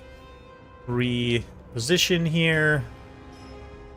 Furies look like they're trying to come out and maybe set an angle to block and return. Yeah, missile trade-wise, just straight Marauder Horsemen versus Marauder Horsemen. The Nurgle Marauder Horsemen, they have a shield, but then they also are being hit by Warp Flame, which is going to increase the damage that the individual javelins that do hit. So it's a little bit odd, to be honest. I don't know. And the barrier as well. I don't know. I think probably I want to give the Marauder Horsemen of Nurgle the advantage, but the Tzeentch guys, it's not like it's a big advantage, right? They're basically the same unit, more or less. But the shields do matter, for sure, in a skirmish fight. So, yeah, anyway. Furies dropping here. Looks like many of the units for Tzeentch are hard landing, which is going to lead the Furies of Nurgle to their demise as they land here in an engagement for which they are not suited. Not nearly enough armor or defense to be fighting against something like the Chaos Knights, but that said, Plague Drones charge in here. They're going to get hit by that disoriented contact effect, but still do manage to make contact and get somewhat of a rear charge into these Chaos Knights here. Yeah, otherwise the mobile engagement definitely very quickly turns in Tzeentch's favor, although it's not a complete wash. Nurgle was definitely able to do some damage, even value-wise technically winning, but of course with demonic instability and barrier, this damage value is going to be a little bit fraudulent throughout, of course, the entire battle, to be honest. But, yeah, the loss of so many Furies where Tzeentch, you know, still came out with a couple of theirs intact. Granted, Tzeentch did lose some of their horsemen, whereas Nurgle did not, so it's going to be interesting. The double Plague Drone envelopment, too, on these Knights as they are somewhat out of position. Going to get hit by some throwing axes as well, of course. That armor piercing damage will do quite well, but the Furies, a little bit slow on the follow-up, eventually do rear charge in here, and they should do quite well against the Plague Drones with their higher model count and high damage. But, oof, yeah, the Maelstrom of Change also being popped on the Plague Drones to damage them more. See another big bombardment in here as well. Is there going to be healing available for the Plague Drones? Not immediately. Looks like the Nurgle Bro charges in here, but is not going to... Yeah, again, no direct healing immediately, but the Furies now, for Nurgle, arguably, or for Tzeentch, arguably a little bit overextend. The Chaos Knights are here to assist against just plain old Marauder Horsemen, but they are gonna, the Furies are gonna take some damage in that process. Let's see. Some of the infantry here for Nurgle trying to get in range to do literally anything, but they're having a little bit of a hard time. Meanwhile, the Marauder Horsemen for Nurgle starting to get killed off. The Plague Drones also start to get killed off, even though Tzeentch also losing some resources as well. These Chaos spawn out in open space, just getting smashed by throwing axes. Although the throwing axes are, in many cases, starting to run surprisingly low on ammo. The same cannot be said of Tzeentch Horsemen, as they seem to be preserving their javelins a little bit better. They might have higher base ammunition as well. I forget, but anyway. Yeah, Sour Guts getting some little bit of damage in on those Marauders of Nurgle. The Warriors fighting in melee combat against the Chaos Spawns are doing okay. Definitely could be better, but also could be worse. But again, for Leon, the Aeon is going to be a problem for Leon. Aeson, I should say. As he continues fighting here. And again, Nurgle doesn't really have a lot of power pieces left to contest against that big beastie, so I think the Mutalith is likely going to carry Berserk to the victory at this point, but we shall see.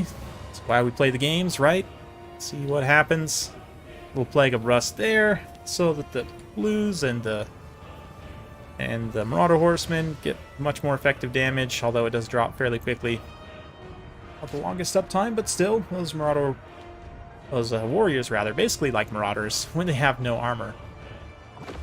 little pestilent breath there. We're going to do some damage, nothing too crazy. But, Marauder Horseman here. Still have a decent amount of ammunition left. Marauder Horseman here. Still decently healthy, but yeah, they're going to need to pull away from those Chaos Knights if at all possible. Unfortunately, the Plague Drones really just didn't do enough to... I mean, the positioning and use of them was perfect. It's just the unit itself is not good enough to do what it needed to here, I don't think. Yeah, Plague Drones could honestly do with a little bit, like, probably better charge bonus. Only 16 charge for, like, a flying melee unit is pretty poor, to be honest. So, like, double that, and I think these guys are honestly fine. Maybe give them a little bit of something extra as well. I don't know, maybe a tiny bit more weapon strength is also hard to say. Their animations are some of the best in the game, to be honest, but yeah, looks like Leon gonna throw in the towel there, having no response to the Megalith Vortex Beast and having lost a lot of his resources.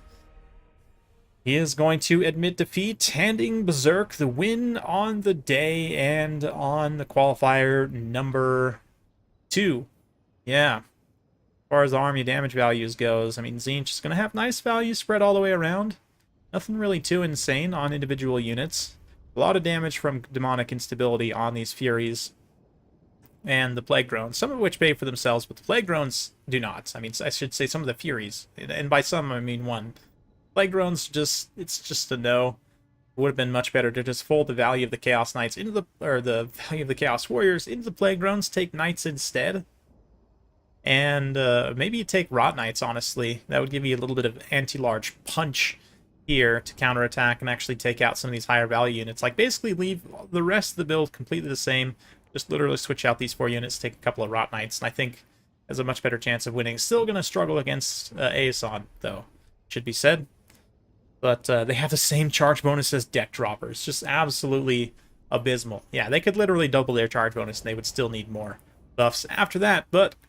yeah, congratulations to Berserk.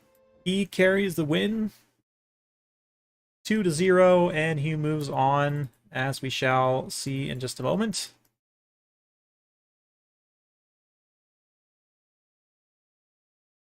So, we're going to have a rematch between Crabling and Berserk in the grand final. Again, this will be sometime in July. I'm not sure exactly when. I still need to figure out dates. It also depends on the players' schedules, of course. But yeah, there we go. So we still got 2 more qualifiers left.